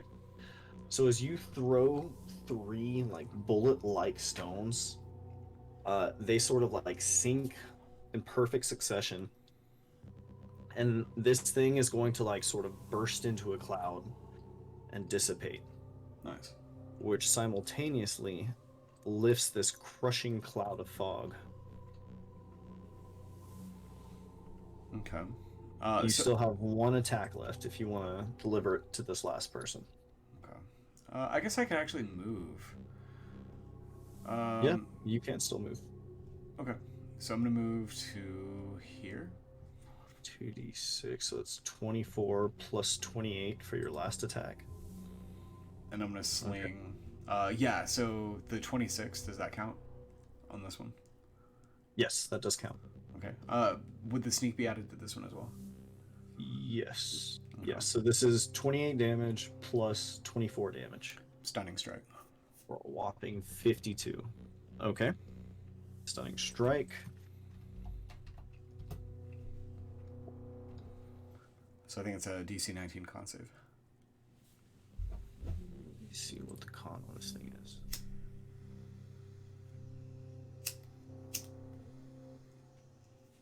Oh wow, that's actually tremendously bad. Okay, so this thing is stunned. Nice. That's the end of my All turn. right, Buttercup, you are up next. The way has been So- cleared. Alright, so I'm gonna have her move to hide behind here. And then she's gonna aim at that same bird that she was aiming at before. And fire twice at it. I think I could do twice. Right? Right, you can make 2 shots. As you fire your first shot, go ahead and roll it up. Okay, let me see. That actually does not hit. You should have advantage on this attack though, because it's your first one. Attack as well. Wait a minute, it's my first attack as well? Mm-hmm. You are entering combat, so you get to use an assassinate. Bruce has already damaged this one quite a bit. Oh, okay. The other one to the north has not been damaged quite as much. But it's got the hand, so I'm just gonna go ahead and assassinate that one bird. Okay, roll it up. Okay, that is enough. This cloud, or this bird rather, bursts into cloud as it vanishes, and this whirlwind is going to dissipate. Okay. Cramage, you have some movement if you like. Yeah. Let's see. Blah. Or rather, yeah, here and then.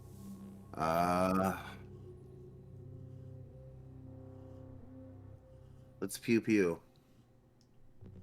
You pew it, dude. Oh, wow. Okay. That is 9 damage plus 2. Yes. Next attack roll against it has advantage. Oh my god, what is this? Oh, this is That's your the weapon perfected infusion. form. That's the Okay. perfected form. So how much damage am I looking at? So basically, the next person that tries to attack it has advantage, and it takes an extra 4 acid damage. Oh, that's really cool. Okay. So you are dealing 9 plus 2, so 11 damage right now. Yeah. Okay, cool. All right, Bruce and Buttercup, go ahead and roll me initiative. Should I attack again? Do I get to attack again with the Big B? Big B's hand as well? What does it take to attack with the hand? Is it just a bonus action to command it? Does it act on its own turn? What's the wording? When you bonus action, yeah, and I didn't actually do a bonus action. I just moved and attacked. So yeah, I can. Okay, then yeah, you could. All right. So I'm gonna roll my punch again. That'll hit. 25. Go ahead and roll that damage. I think it was 48. Yeah. Oof. Oof, 27. Holy Oh. shit. That is actually enough. So this will burst into a cloud as well, causing this storm sphere to vanish. Nice. Okay. So with my true sight, do I? I guess I better. Can I use detect magic to see if I spot any more magical traps on the floor as we move? Do you have detect magic? I thought you didn't. Let me. Let's say. Let's. I am quite certain. No, you're right. I didn't take it. You are absolutely right. I didn't take it again. I took identify. I have identify, not. You're scaring me, dude. You're scaring me. But I do have dispel magic, so You do have dispel magic. That is true. that's also kind of scary. Okay. Oh yeah, definitely. I don't know. I didn't want to just go up to one of your walls. Just nope. Not yet. Okay. I'm trying to save it for something scarier. So once again, there's a brief moment of silence, except for the cackling pillars, which burst with lightning. You guys took care of that very quickly. Hand lead the way. Okay. I'm gonna be sneaky while I go. It's just walking around. Yeah, I'm gonna stealth again and. All right. So as you proceed forward, that hand's going to fade away. I have a 28 stealth, not a 22. Okay. As you all move forward, the path will eventually open up to a massive cavern. And looking down below, you're going to see a sort of shifting sphere of churning like soil and sand, and it's like violently churning. And Bruce, this is actually reminiscent to you of the gap, the portal to like the pocket of like the airplane that you rescued Meridia from. Okay. And based on this, Bruce, you're able to determine that you are likely near the stomach of this elemental. Okay. So you guys are successfully moving downward. Apologies. Hooray. Now, moving forward, you make your way down the path together. When up ahead, there's like a flash of light once again.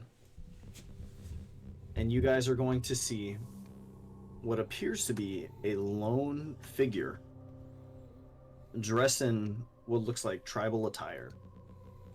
standing beside a tall stag spirit.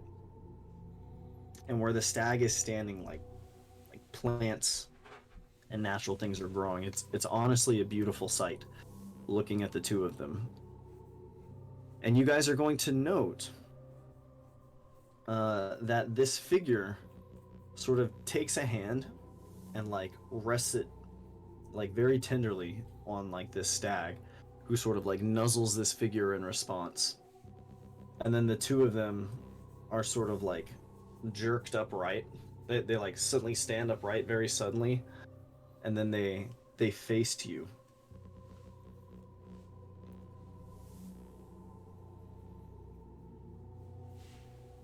Hey, Buttercup doesn't okay. know necessarily what to do, so she just takes a step back and looks between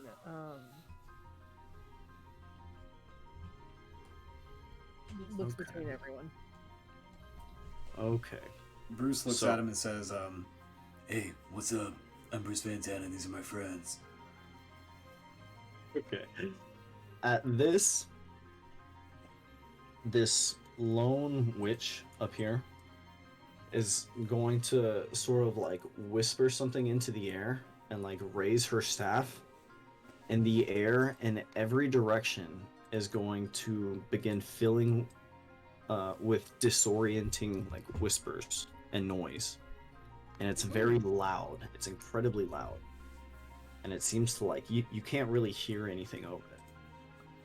And this stag, meanwhile, takes a step forward, and as it does, this like entangling root at its feet is going to stretch forward with it. And you guys watch as it like sort of like its eyes begin to sort of like glow, and a magical darkness is going to fall over the area, obstructing all your vision of one another, as well as your vision of them, except for fucking I was just about to say. Okay. All I right. need everyone to roll me initiative. Oh shit, I guess you can't see yourselves. Well. Okay. Let's change this then. Boop. Oh, where's Buttercup? There you are.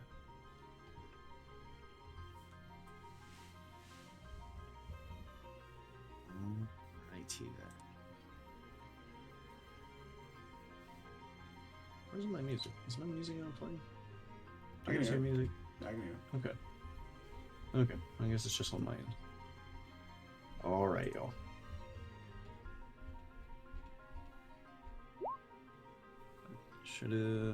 Initiative.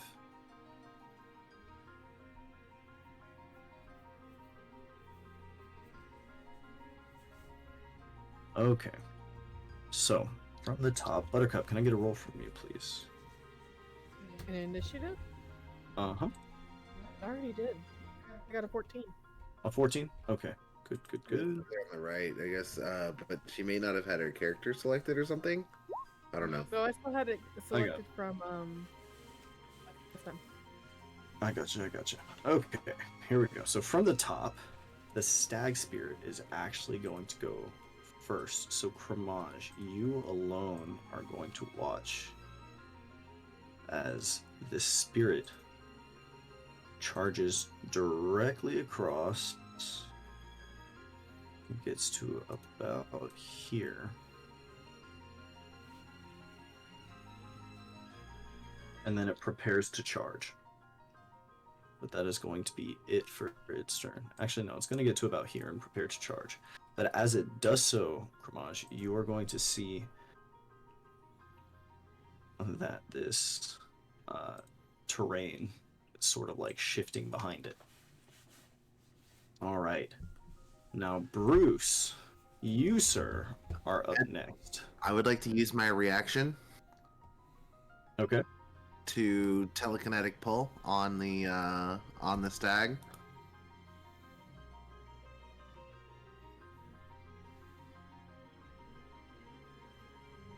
Okay.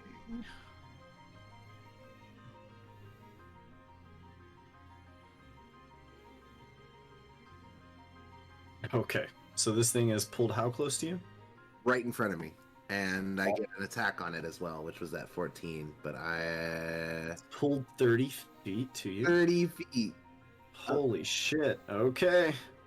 So this thing is dragged across the ground, and as its like hooves are like pressed against the ground, it continues to like slide up to you, stretching this terrain even further. Okay, and what are you gonna do about it? Well, I made that attack and it didn't hit, I guess. The Oh, I see, I see. Okay. 14 is that attack is part of it. Okay, well, to its surprise, it is now here in front of you. Now, Bruce, you are going to hear a good deal of commotion beside you. What would you like to do? I want to. Technically invisible, but you can hear it all right there, so I don't know. Okay. Whatever. I want to try to walk up to it Okay. and see if I can. Like, I'm just punching in the air as I like run towards it, and to see if I connect. Okay, so you're just trying to connect. Go ahead and roll an attack.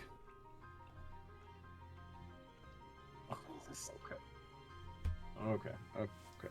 Go ahead and roll me an attack at disadvantage, because technically you cannot. Well, either way, it still connects. Okay. Bruce.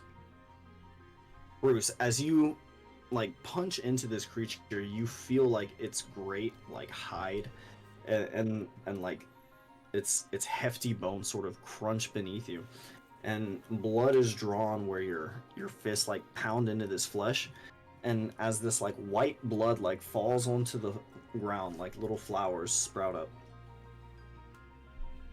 It does not seem to show any pain. Okay. You still have plenty of attacks. It's like a unicorn. Okay, fuck this guy. So I'm going to White Flame Fist on my next attack. Okay. That doesn't actually. It's still strong as fuck, I guess. Yeah. Okay. And he's within 5 feet of Eddie's character, correct? Oh, it doesn't No, matter. hit. Yeah, okay, so another 10. Okay. My 2 bonus. And I'm going to flurry. Oh my god. Okay, hold on. And stunning strike. You have. Okay. All right, Bruce. Hello, Okay. it's me. So the two of you watch as Bruce, who's emitting like a faint dim light, right? Yeah. You see him like thrash into the darkness, and just white blood begins like spurting all over the place as little plants like begin cropping up all over the vicinity. Not that we can see it in the magical darkness. Yes. Well, you can, Gramage. Yeah. And Bruce, you are going to turn this thing But Hunter, into sorry. gore. was, Go on. sorry, had it acted this turn? Like it hasn't acted yet, correct? It has not yet.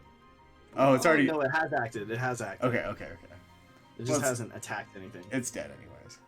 It's dead anyway. I'm just getting greedy. Anyways, so as you just completely destroy like this beautiful beast, this darkness spell is going to drop altogether. And seeing this, you are going to hear this witch back here wail in agony. But she does not, and she hasn't done anything yet. She doesn't physically No, she move made up very every- much, but you hear her like cry out. Give me that weird whispering thing happen.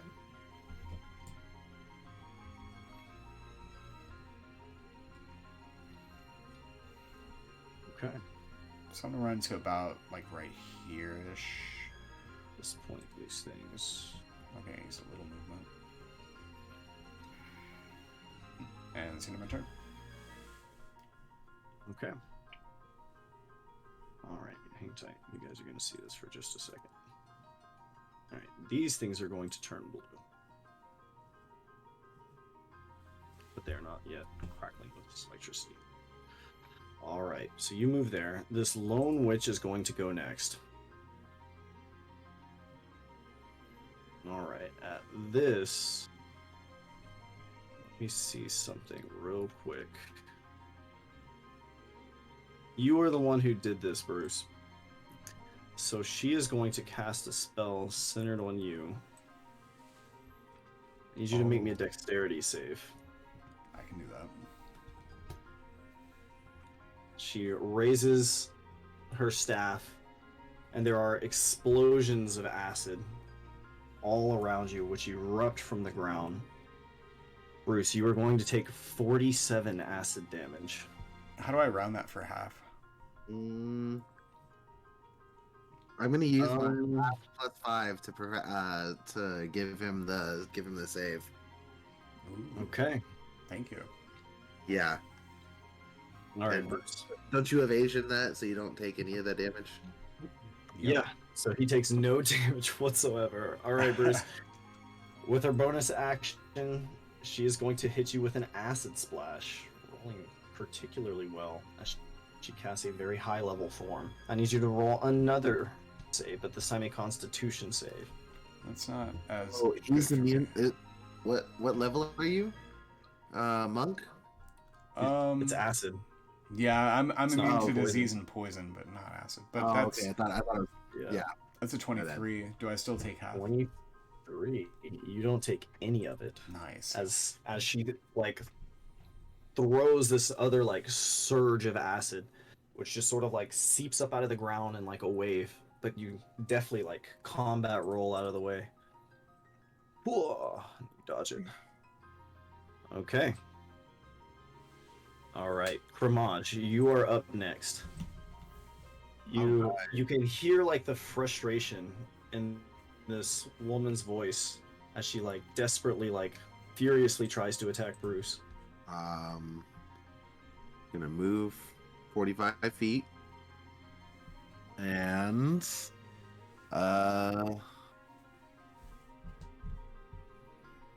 see. I'll be right back. Mew! Okay, let's see. And there's a miss, a miss, and a hit for 19 damage. Yikes. Okay. Yeah, so there's arms, the second arm sprout wings and detach and just carry the witch. Okay. All right. Anything else you want to do? That's a lot of attacks. These are your ranged punches. Yeah, All that right. was my regular, my bonus. So yeah, I'm done. Okay. It is now Buttercup's turn, and Buttercup, it is your first turn in combat. Yes, it is. So, Assassinate. yep. I'm gonna move up and assassinate. Okay. Oh my god! Holy fuck. She crit on the crit. All right, so once again, Buttercup like pulls back and fires one of these arrows, and as it hits her torso, it hits like kind of between like the center of her chest and her arm, and it is going to completely like blast her left arm like off her body. And this witch sort of like spins around before like collapsing to the ground, and you see her as she suddenly begins moving like she hasn't before, and she for a second like almost seems to like kind of come to her senses, and you guys see as she like reaches one hand and like looks towards the body of this stag up here before bleeding out and dying on the floor. Nice. Alright, Bruce is gonna go rip off the antlers. Okay. Yeah, I was about to say Kermage is about to go harvest a sample of blood. Oh my god, you monsters. I mean, yeah, we're freaking murder hobos. I'm sorry. Uh, Go pick them apart. Okay, let me make my absurdly high roll for that. Buttercup's gonna go over to what's left of the witch's body and, see what she has on her and take what she has. And Buttercup's gonna roll the corpse over there, so there's that. Okay. This electricity is going to cackle at some point, but having finished combat, you are all able to easily evade it. Okay. There's my nature check. Okay. So, Bruce and Cremage. Bruce, you're able to, like, rip these antlers off, right? And it's like wood, but it's much, much stronger. You would be able to make something out of, or essentially something that would normally be metal with this, but treat it as like a light or finesse weapon for your sake. Now, Cremage, what are you looking to discern? I was trying to harvest some of this blood and or. Oh my god. You know what, you guys? Anything you want from this beautiful stag spirit, go ahead and just, like, add to your inventory. Just rip it right off its corpse. I take his dick. I'm not gonna rip it off. Okay. Okay. Carefully, surgically extract. Sir. I rip this it is the off. double procedure. Now, Buttercup. This, which would actually be just a little bigger than that, I Yeah, suppose. you want the balls? I can just cut those right off. Like. I like to Now, rip them Buttercup. off. Looking at the corpse of this lone witch, right? She seems to be decked out in some sort of tribal attire. She has what appear to be like very simple instruments on her. She's not wearing anything flashy. She does look humanoid, but not completely human either. This is another kind of interesting first case that you have come across of like really intelligent and people like Fae. But given the way that this body is like outstretched towards this stag over here, it seems they definitely had some sort of connection to one another. Bruce pees on the grass left behind by the blood of the stag. Oh my god. Getting samples of also spinal fluid and brain fluid. Go ahead. Go ahead. Get fecal. Go ahead. Buttercup is going to search the body and take what she thinks is useful. So, any sort of tools for the area might help them. And she takes the staff. The staff's hers. Okay. You take the staff. The staff may have some interesting properties. As far as like what's useful, there's like aside from her clothes and her like various like shamanistic trinkets, there don't appear to be like any objects of value on her person. I'm gonna use that word that you hate for things. Identify. Identify. For Oh that staff. god. For that Thanks. staff to help her out. I was about to. I got you, bud. I got you. Okay. Okay. Let me look at this picture. Okay. You gotta make some stuff up. I This see a staff. skull. Kind of a lacrosse vibe. This staff was essentially a spell casting focus for this woman who was a shaman for some race. You're using it on the staff, you said? Yes. Okay, so yes. You're not able to discern very much about the woman herself, but as far as the staff goes, it will serve the purposes of being a spellcasting focus. It will raise the DC of anything like you cast through it by 2. And if you like, you can reflavor your spells as acid damage. It's pretty cool. That is kind of cool. just fire a bunch of acid arrows and stuff. Although I think she took out elemental arrows or something like that, or elemental weapon, so she can just pick whatever damage she wants at the end of the day. Oh, really? All your attacks can just be reflavored in any kind of way whatsoever? As a spell, yeah, as one of her spell slots. Oh, okay. Well, then if you want to go acid, this is free for you. I am cool with that. Oh, never mind. Alright. She didn't take that. She did not take that. Okay, so go ahead Alright, and guys, add... I'm also telling you I am fading really fast on y'all. Okay, that is fine. We'll do this last thing, and then we'll stop. Go ahead and stop a little early. That's fine. No sweat. Alright, so... anything else you guys want out of this room? I kind of want a short rest in here. In this room? Maybe not. It's up to you. If you guys want to take a short rest here, go ahead. What do you guys think? Yeah. Eddie? Alright. Buttercup goes over to the deer and kind of like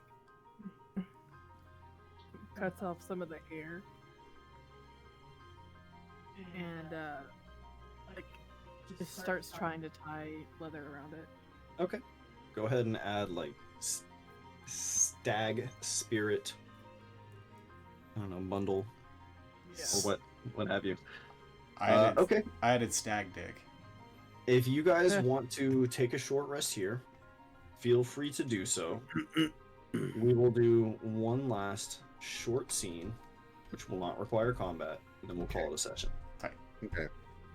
Sound good? Sounds good. Yeah. All right. In fact, between you and me, just hold tight on that short rest. We're going to move on to the next page.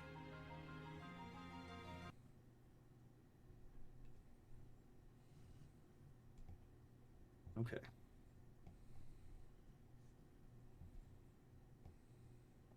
Right. We put all three of you here.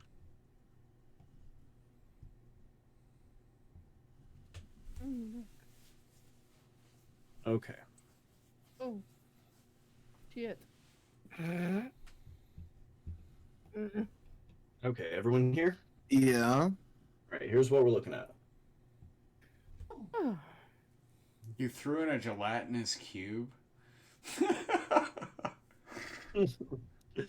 So, as you step into this room...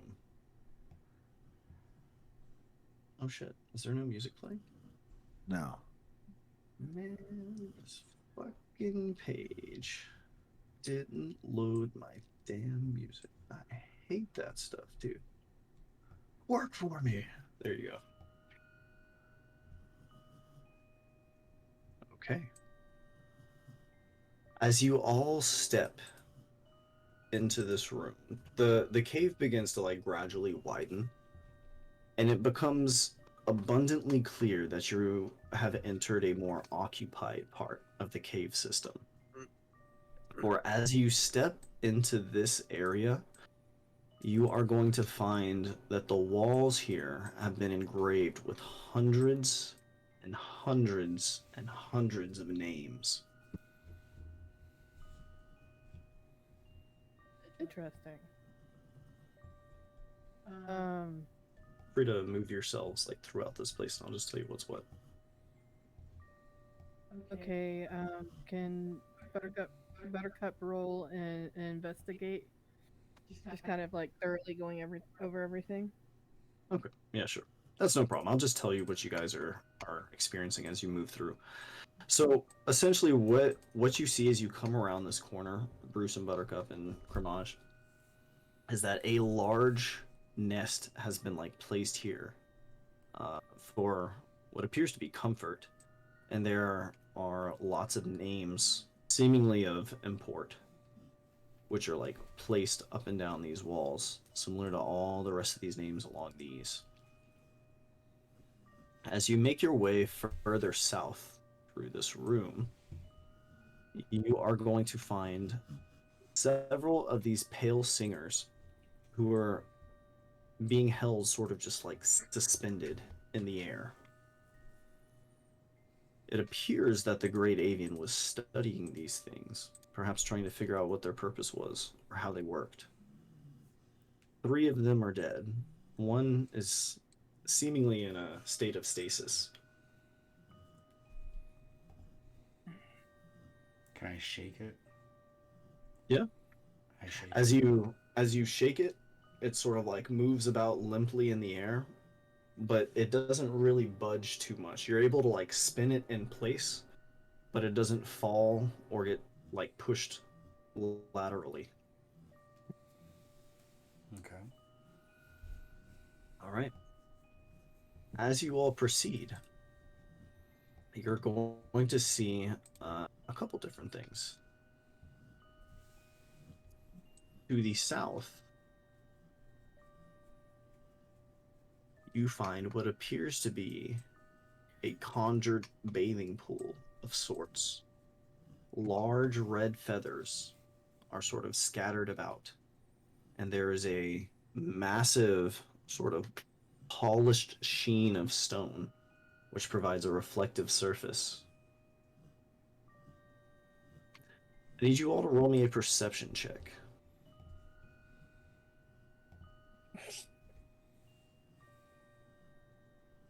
No, Buttercup's gonna want to pick up all those red feathers. Okay. Or what she can. All right, so Bruce, you are the only one who sees it. Buttercup, you're able to pick up. There's 1, 2, 3, 4, 5, 6 here. 6 of the great avian's feathers, if you so choose. Yeah. Bruce, you're able to discern that there is a small crawl space here, which like you crawl through. Okay, sure. All right, so you crawl through. It appears that over time, like lots of junk has sort of like flown in here. There are a few feathers in here, but you are going to find something that at first looks a lot like a boulder. But as you kind of bump into it and feel it, it has a slightly different wooden texture. Oh shit.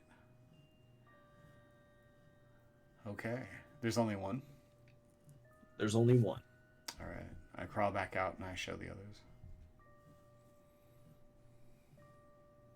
Okay. And Buttercup, when she sees that, gets excited. Like, where did you find that? Oh, there was a crawl place, and I just, crawled on through and looked around, and there it was. Her eyes widen. You actually fit through that little hole then. Yeah, I'm very sweaty, so it really does act as like a lubricant, and I just kind of like squeeze into things. It's like, okay, I've heard enough. Don't you see me glistening? So, if you guys are wanting to carry this thing around, someone will have to hold on to this. However, there is enough in here for each of you to use it once, fully restoring all of your stuff, including your long rest stuff. Nice.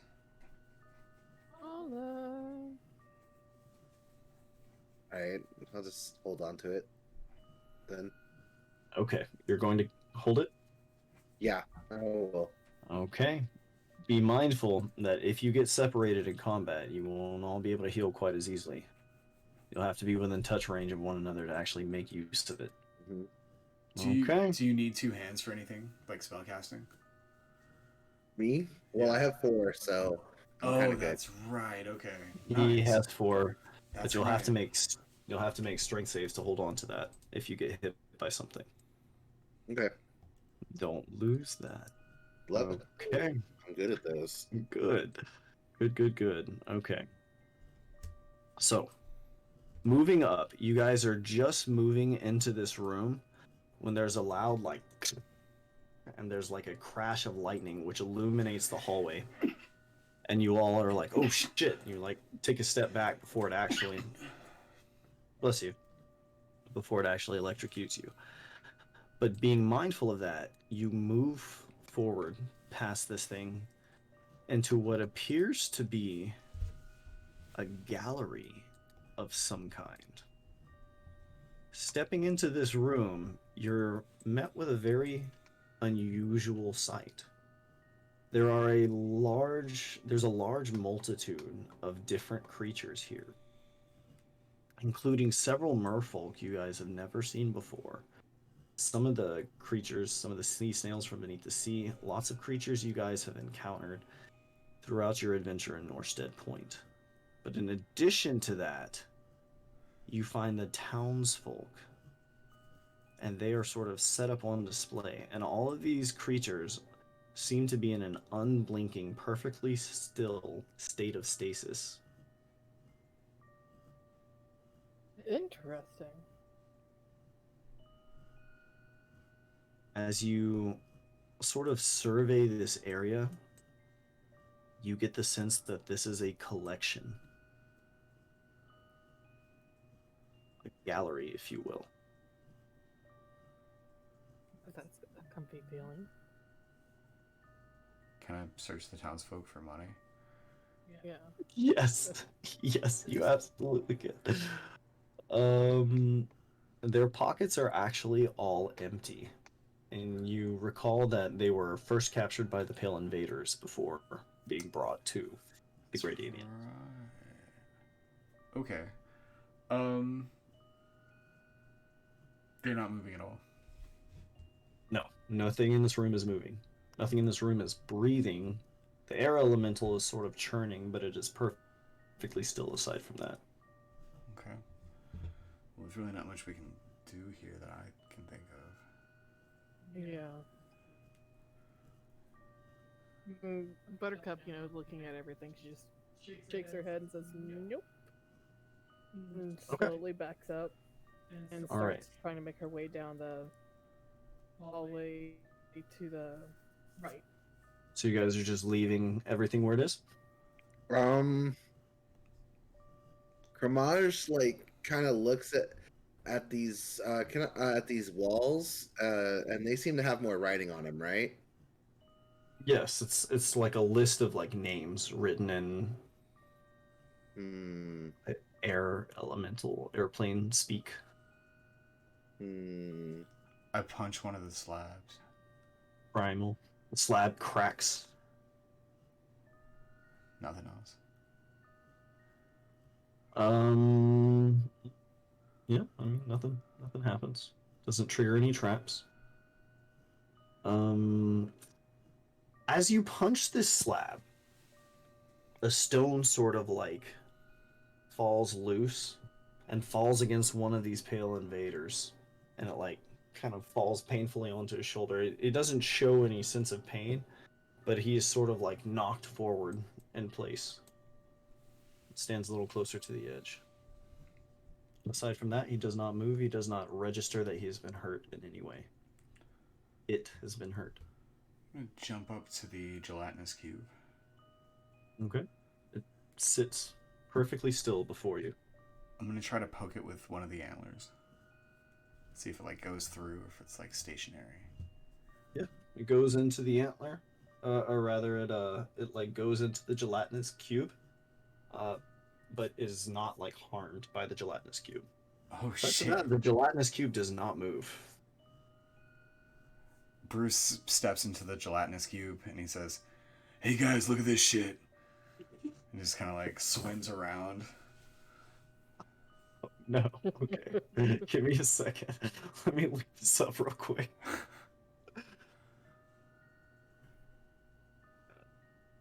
Wait, actually, I made a button for this, I think. I don't have to look it up. Gelatinous cube. Oh, I didn't. Damn. Okay. Give me 1 second. Okay, Bruce, so you're swimming around inside it. Now, as you move about, you're able to like kind of rock it a little bit. And you guys get the sense that you're able to move these things. They're just kept in a state of stasis. Now, Bruce, you're only going to take 3d6 acid damage from this, which was a lot scarier once upon a time. That's true. But these days, it's just a measly 10 damage. Nice. You're able to free yourself easily. Okay. Okay. So, there are these creatures who are all gathered about here. There's this gallery. Is there anything in particular you would like to do?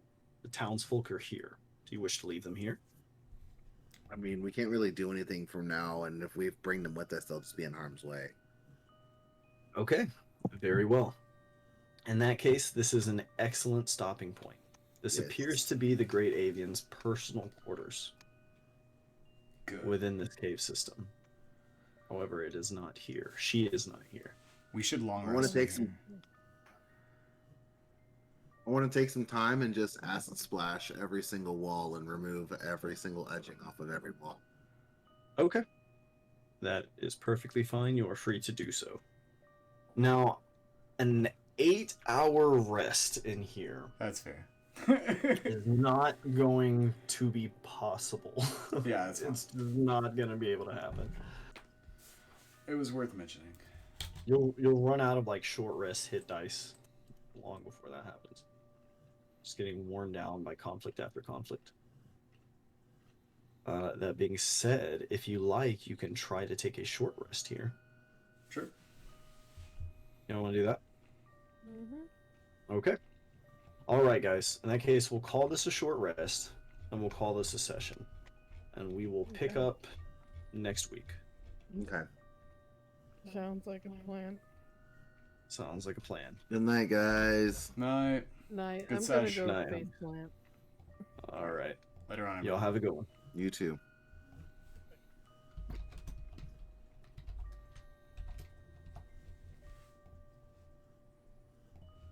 Thanks very much for recording this.